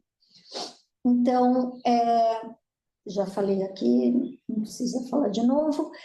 Em relação à PrEP injetável, então a gente tem esse cabotegravir, que a gente também participa desse estudo, né, aqui na Casa da Pesquisa do CRT, eu também sou pesquisadora de estudo, ele é uma injeção a cada 2 meses, né? Mas ele tem muita proteção também, que nem essa PrEP via oral que a gente tem, mas a gente ainda, em gestantes e lactantes, ainda não tem dados suficientes para recomendação ampla. Isso é muito importante falar, talvez seja uma promessa do futuro, mas no momento ainda não. Então, né, isso foi um dos destaques no CROI 2026, cada vez mais se falando em prevenção é super importante, mas ainda tem estudos em andamento. Muitas vezes é importante lembrar, né, da invisibilidade epidemiológica da mulher, né? Então, aqui eu coloquei de propósito essa imagem, ela se sentindo só com a camiseta dela ali, escrito estigma, desigualdade, invisibilidade. Muitas vezes a gente pensa na PrEP mais para pessoas, homens que fazem sexo com homens, por exemplo, a mulher que vai procurar, muitas vezes é estigmatizada, às vezes até pelo próprio médico, né, Dani, que nem você falou, é grave isso, mas isso acontece, o médico, mas para que você quer tomar? Como assim, para quê, gente? Ela está indo ali pedir uma ajuda, ela está indo ali querer se proteger, e a gente vai julgar, né, então eu coloquei aqui uma pessoa olhando meio torto, outra olhando meio de lado, todo mundo de costas para ela, e ela se sentindo só.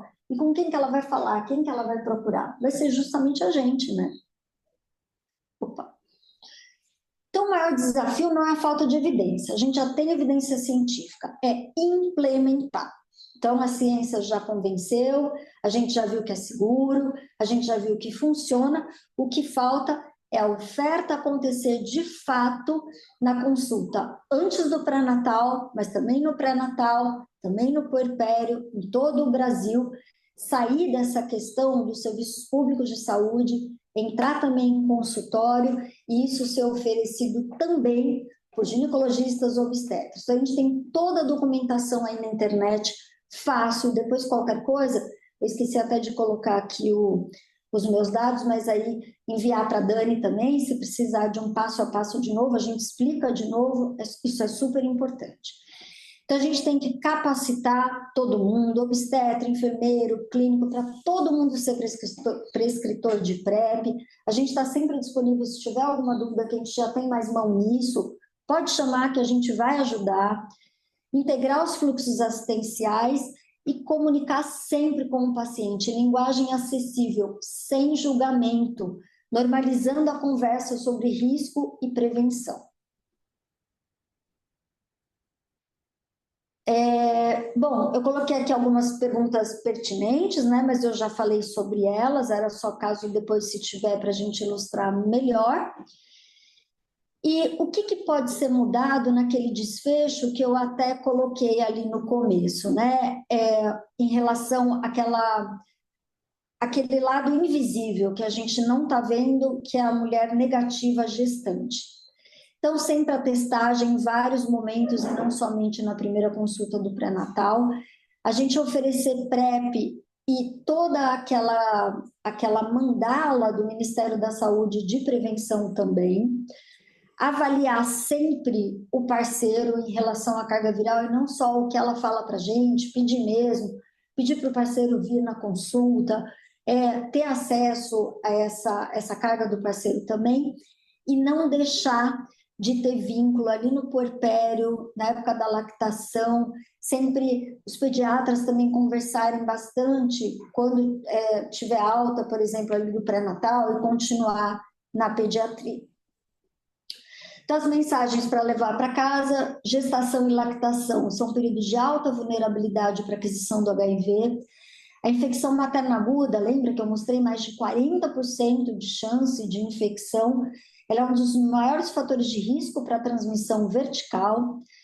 Tenofovir desoproxila com entristabina, que é a PrEP, possui evidência robusta de segurança na gestação e lactação, não vai fazer mal, só vai fazer bem, quando bem indicada. A prevenção vertical começa antes do diagnóstico materno, começa no pré-natal, mas até antes dele no consultório ginecológico, quando existe uma programação em relação a engravidar. Os obstetras e ginecologistas são agora atores centrais, são protagonistas da prevenção do HIV. Lembra daquela imagem entrando em campo? É isso aí. Agora a gente está falando de Copa do Mundo, então vamos entrar em campo aí. Indetectável, não transmissível, transforma o cuidado dos casais soros diferentes, mas, gente, não substitui a PrEP. Então, muitas vezes, indetectável, não transmissível, conversa com as pessoas, vê, às vezes a pessoa só quer uma segurança a mais, está valendo, vamos fazer, não faz mal. É como se PrEP e o igual fossem complementares, é airbag e cinto de segurança. É isso, é uma prevenção a mais. E o maior desafio atual não é a falta de evidência, é implementar. Então, a gente conta com a colaboração de todo mundo para evitar toda aquela tragédia que a Dani mostrou. Então, o risco não termina no parto, a responsabilidade é multidisciplinar. Eu tenho muito orgulho de participar dessa equipe de pré-natal, não paro de falar isso, porque realmente eu vejo que funciona. Então, aqui a gente tem muitos profissionais, mas a gente também conta com ginecologista, com outros profissionais, porque essa decisão toda é nossa. A gente que tem que tomar no consultório, claro, junto com quem está ali na nossa frente. É isso, obrigada. Ai, Paty, obrigada.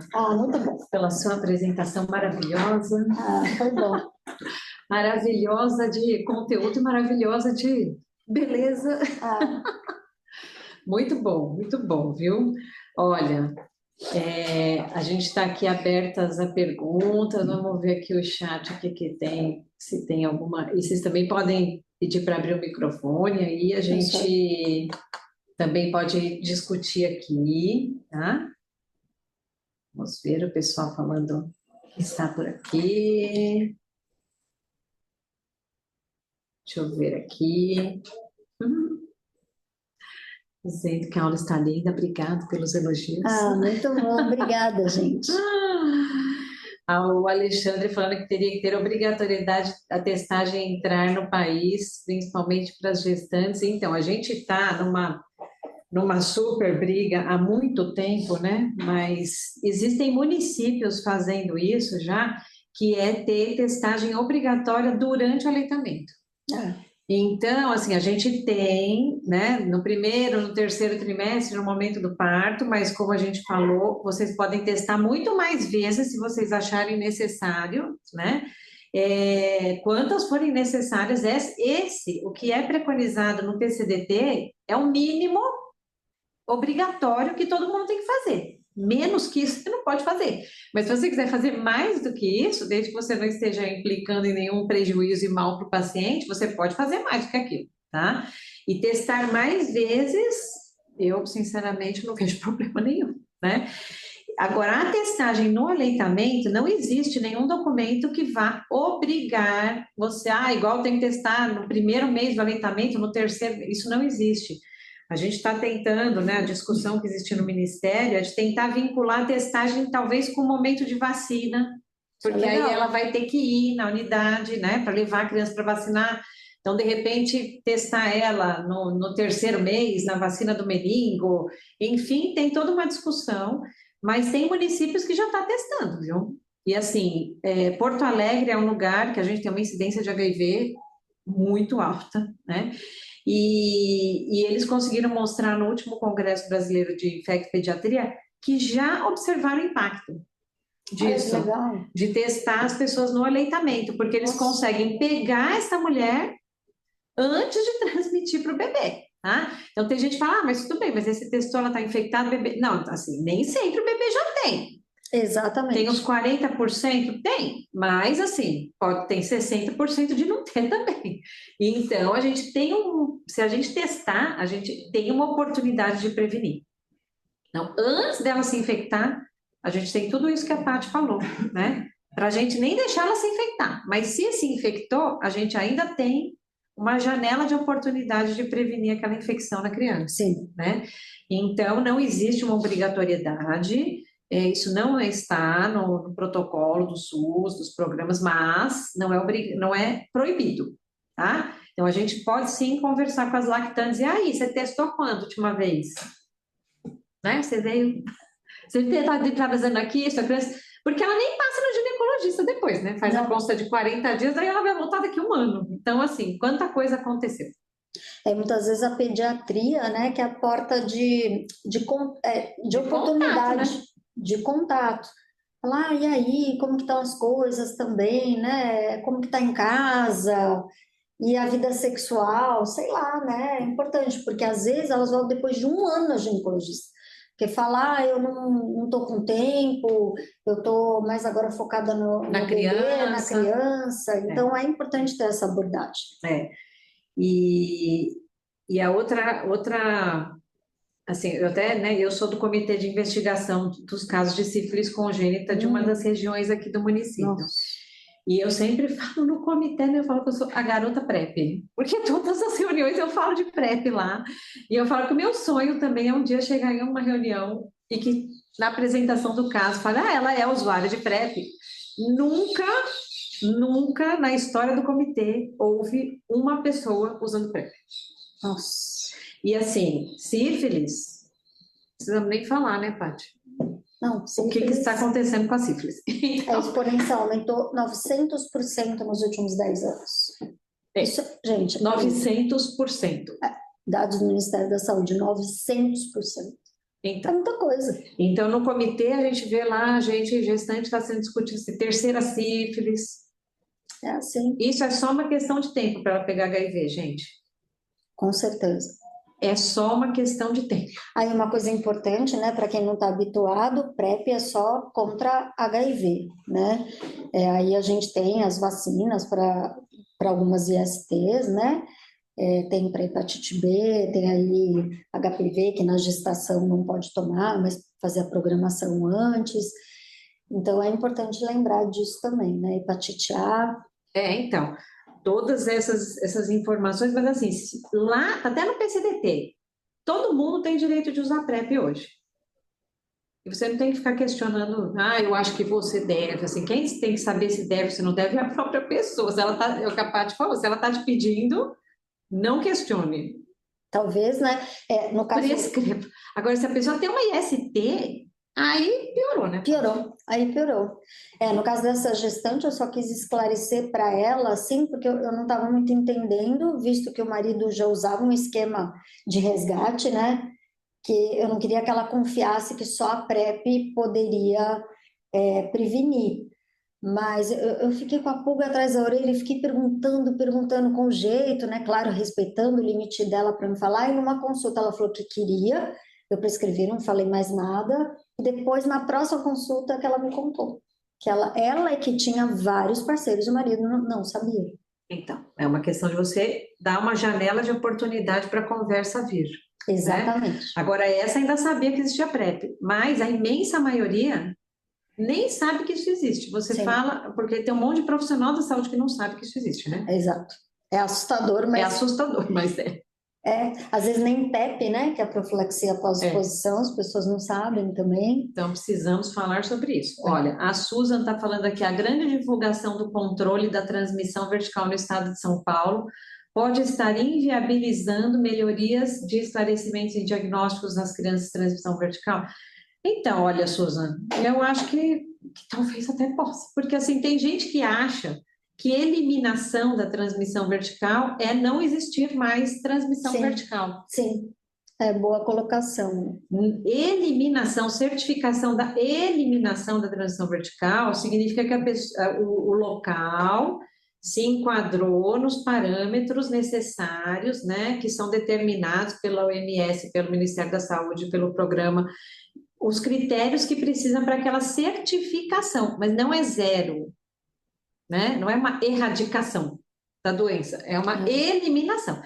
E aí as pessoas às vezes acabam, né, pensando, acho que é um conjunto de fatores, né, Susan? Acho que isso também pode interferir, mas acho que assim, a falta de suspensão, de percepção, a correria, o fluxo, né, não sei, a sobrecarga de trabalho, mas enfim, não dá para deixar passar, né? A gente tem que pensar.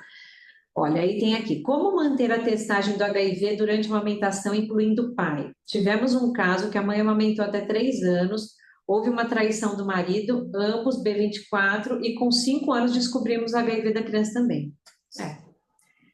É isso que a gente estava falando, né? Então, assim, não tem uma obrigatoriedade, mas a gente pode sim ofertar. Uma das estratégias, né, é chamar o pai assim, criar oportunidades, né? Você não vai enganar, mas é chamar o pai para ver como está indo, sei lá, como estão indo as consultas com a pediatria. E aí, naquele momento que ela está amamentando e tudo mais. E aí, chega lá na própria consulta, muitas vezes aqui, a gente já pediu para os dois fazerem o teste. Aí faz ali na oportunidade da consulta mesmo. Aí coleta, vai acontecendo a consulta e daqui a pouco chega o resultado do teste. Então, isso é uma estratégia legal de fazer, é chamar para vir na consulta, porque se você enviar, às vezes, uma cartinha ou pedido do exame, a pessoa às vezes não vai fazer, né? Não vai fazer, ou vai ficar questionando a É, parceira, por que que você quer que eu faça? O que que você fez? O que que você acha que eu fiz? Então, eu acho que isso de envolver, né? E também naturalizar essa solicitação. sim, Eu boa, sempre falo para os pacientes, falo, olha, eu estou pedindo para você porque todo mundo faz, eu faço, você faz, todo mundo tem que fazer. Isso é igual fazer outro exame, né? exato, Então, não tornar aquilo um tabu, né? Eu sim. acho que naturalizar essa solicitação. Olha, aqui estão perguntando se odonto pode prescrever PrEP. Pode sim, também pode, tá? Dentistas, farmacêuticos, enfermagem, médico. Isso. São essas as categorias possíveis, tá? Excelente passo a passo, também achei maravilhoso, Paty, você mostrar o passo a passo da PrEP, E o como que legal é aquela faz. cola lá. Então, assim, muitas vezes, se vocês tiverem dúvida, ali vai na digitável, porque tem duas versões, só frisando isso de novo, é só clicar ali que eles já vão dar as opções. Aí você só vai colocando as opções, tranquilo. A gente costuma, depois se a Paty autorizar, a gente costuma disponibilizar as aulas no nosso site, lá Claro, do boa. CRT, e aí também vocês podem estar Legal. vendo a aula depois, de novo, tá? Perfeito. Olha, o pessoal do Saipenha está perguntando se vai ter lista. Então, habitualmente tem, mas não foi enviada a lista para mim. Mas, assim, todo mundo que entrou aqui, eles conseguem puxar todo mundo que estava presente. Se alguém tiver com um celular, que às vezes não é o nome da pessoa, tipo, não sei, tá? iPhone de Tereza. iPhone de Tereza, AS0083. Coloca o nome aqui no chat, porque aí eles conseguem puxar quem é você para poder emitir o seu certificado, tá bom? Aula maravilhosa, obrigada. Obrigada, Foi feita gente. com carinho, viu? De verdade. Excelentes apresentações, aulas brilhantes, parabéns. Aqui em Sorocaba, a Carol é nossa super parceira em Ah, Sorocaba. legal. Aqui em Sorocaba tivemos alguns casos de transmissão vertical por aleitamento no ano passado e passamos a testar todas as lactantes esse ano na rede pública. Olha só, gente, que maravilha. Nossa. Contando aqui o que eu estou falando de alguns municípios que são poucos, mas muito bom, Carol. E aí é legal porque daqui a um tempo vocês vão conseguir ver o impacto dessa medida. Parabéns, muito bom. Muito Poxa, bom. que legal. Se você quiser abrir o seu microfone aqui, Carol, contar como é que está sendo a aceitação, que momento que vocês estão fazendo, você consegue compartilhar um pouquinho aqui com a gente? Acho que você está aí ainda, não está? Ou escrever aqui no chat. Como é que vocês estruturaram isso, que é bom para outros municípios também se inspirarem aí no exemplo de Sorocaba. Muito Eu fiquei bom. interessada, com a Carol, porque eu fiz faculdade aí em Sorocaba, né? Hum. E tinha o hospital regional, tem, né? Que é um grande serviço, então eu queria saber, assim, dela se realmente é lá no regional, como que é isso, o regional, Leonor, né? Que era maternidade também. A Carol, ela faz parte do serviço de HIV/AIDS de lá. Não sei se Pô, que ela consegue legal. falar, mas se não, depois. É. Eu quero também. A Ana também está perguntando como que fez para incluir essa testagem. Ó, acho que o pessoal está tentando abrir o microfone, não está abrindo, é isso? Não Será? consigo abrir. Ó, meu Ah, computador Carol, não abre. o Dair, que está no apoio, deixa abrir o microfone, o pessoal para a Carol abrir o microfone dela e poder falar, É por Caroline. favor. Tá liberado, é só abrir. Carol, tenta abrir aí, vê se Ela consegue. disse que o computador dela não tem áudio. Então, é, Entendi. Entendi. Bom, então a Carol vai ficar devendo para a gente aí como que foi essa introdução. Ô, Carol, seria legal, não sei se vocês estão fazendo um estudo sobre isso, né? Para a gente ter essa resposta. Nossa, ia ser muito legal. Ia ser muito bom. Então, Porto Alegre está tentando fazer esse levantamento, né? Mas eu acho que vai ser sensacional. Muito Tá. bom. Nossa, legal. Ô, Paty, acho que uma coisa que podia... Ó, a Carol tá falando que ela vai, que começou esse ano, que ela pode passar no e-mail do CRT, tá bom. Legal. Depois passa que aí a gente compartilha com todo mundo, Joia, tá? joia. Muito bom. Eu queria que você comentasse só, Paty, da faixa etária de prescrição de PrEP, Tá. por conta das adolescentes, né? Que é um outro, dos adolescentes, né? Que é um outro nó do HIV. Seria a partir de 15 anos, né? Tá até nesse documento. E acima de 35 quilos. Aí já pode prescrever. Isso é importante a gente falar.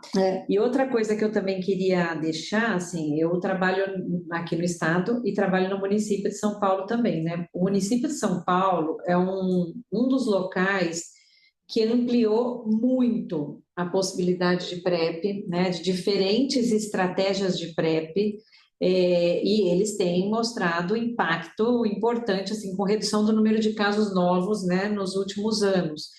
E aí, eu acho que assim, o município de São Paulo também é super inspirador aí para outras regiões, porque tem gente aí do estado inteiro, porque eles lançaram as máquinas de PrEP, que são aquelas máquinas que estão em estação do metrô, igual você comprar Coca-Cola, você vai lá, coloca a sua receita com QR Code e sai a PrEP, né? Tem máquina para liberação de autoteste, então que a pessoa consegue fazer a retirada. Existe a PrEP nos serviços, nos SAIs, que são serviços de atendimento especializado, que funcionam em horário habitual, mas eles abriram unidade de atendimento dentro de estação do metrô, que funciona até quase meia-noite. Tem aquelas unidades volantes que ficam pela cidade, que são aqueles ônibus, né, que é o CTA da cidade, PrEP na rua, então que as pessoas têm oportunidade de se testar e de prescrever PrEP, de tratar IST. Então, eu falo que assim, ó, só não faz PrEP quem não quer, porque assim, ou quem não sabe, né? Que é pior, porque tem oportunidade, né? Sabe uma coisa que eu tenho feito?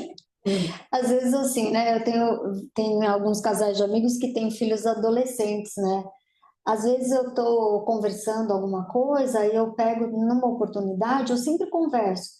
Eu falo, você sabe o que é PrEP? Às vezes as pessoas têm 15 anos, 12 anos, eu já começo a falar sobre isso informalmente, porque as pessoas, e eu fico abismada de ver como eles não sabem.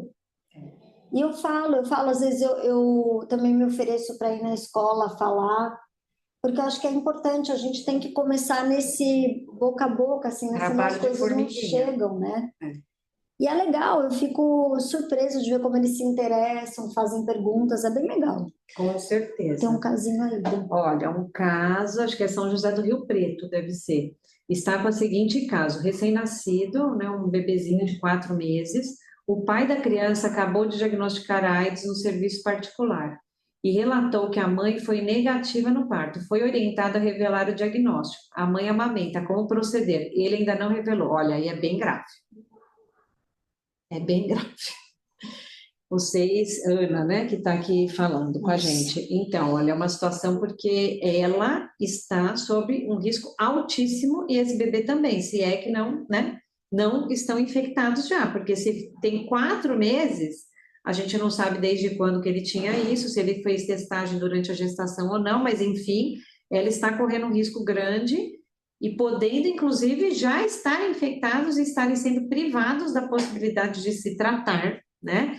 Então, vocês, não sei se ele é do seu serviço de saúde, mas imagino que seja, tem que usar de todas as estratégias possíveis e imaginárias para que ele revele esse diagnóstico. Mas se ele não revelar esse diagnóstico, você vai ter que falar, inclusive, para ele que você está autorizada a quebrar esse sigilo. Porque a gente tem uma outra pessoa, no caso, mais 2 pessoas sob risco, né? Então, a gente pode fazer todos os teatrinhos que ele quiser, para colaborar, né, Paty? Fala assim, vamos testar aqui todo mundo junto. A gente fala que você acabou de ficar sabendo, nós, né, assim, a gente também não precisa falar desde quando que a pessoa tem.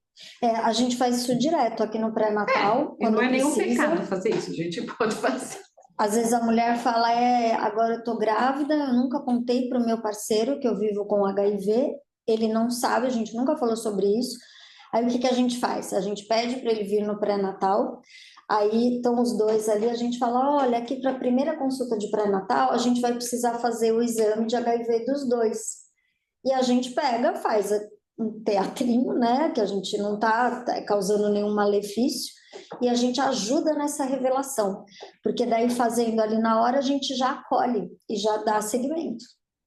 Então, essa é uma estratégia. Porque assim, se ele fosse uma pessoa que vive com HIV e ele estivesse indetectável de forma consistente, é uma pessoa extremamente, né, aderente, seria uma coisa. E a gente tem uma testagem dela que ela era negativa. Então, assim, se ele está indetectável, transmissão zero, tudo bem. Ela era negativa, ela continua negativa.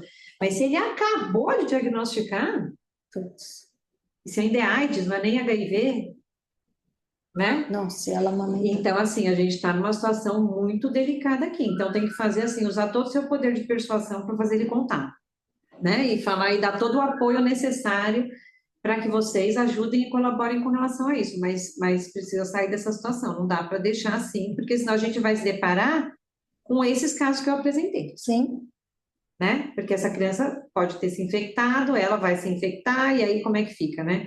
Então, a gente tem que mexer nisso aí de alguma forma. São casos bem desafiadores, mas, né, continua aí que vocês vão conseguir. E outra coisa que eu também queria comentar, dividir aqui com vocês também de situação, assim, esses casais soros diferentes que a gente tem, que a gente acompanha aqui no nosso pré-natal e depois na pediatria, o nosso esquema de segmento é como, né? Que isso é uma sugestão, mas a gente não pode dizer que é uma obrigatoriedade de se fazer isso nos serviços, mas a gente tem até uma nota que é de 2017, que recomenda que os casais soro diferentes, que a pessoa negativa possa fazer um pré-natal no serviço especializado.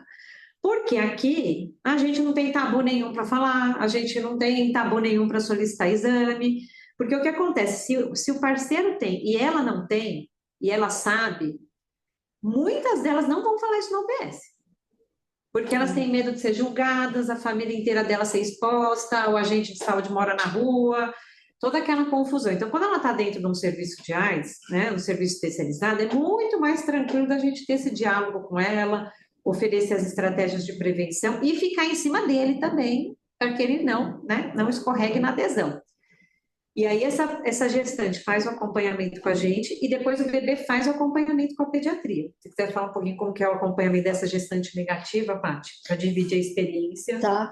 Então, é super legal, assim, porque a gestante... Aqui tem uma coisa legal também, que estrategicamente, em termos de localização do pré-natal, que é num setor diferente do das pessoas que acompanham pelo HIV, né? Isso deixa as pessoas mais confortáveis também, você ter uma porta diferente, um lugar diferente para guardar, né? E a gente está tudo junto no mesmo andar, pertinho ali, a pediatria, a enfermagem, o psicólogo, toda a equipe, a gente, né, obstetra e infecto. Então, no nosso acompanhamento, eu e a Ariane, que é a obstetra aqui do ambulatório, a gente senta lado a lado, que nem eu e a Dani, a gente está sentada aqui, e aí essa gestante, ela faz o agendamento, né, ela sendo negativa, muitas vezes o parceiro, ele já acompanha aqui também, mas pode acompanhar em outro serviço, é só fazer o agendamento, elas fazem ali via retenção, não, via... Acho que é o acolhimento. Acolhimento. Elas fazem via acolhimento, né? Marcam a consulta. Muitas vezes elas já fazem acompanhamento ou na UBS, ou muitas têm plano de saúde, elas continuam fazendo pré-natal direitinho ali no plano de saúde, e aí a gente as recebe, como a gente recebe as pacientes que vivem com HIV, e vai fazendo um pré-natal paralelo também. E muitas vezes, né, a gente faz até um pouco mais completinho ali, né?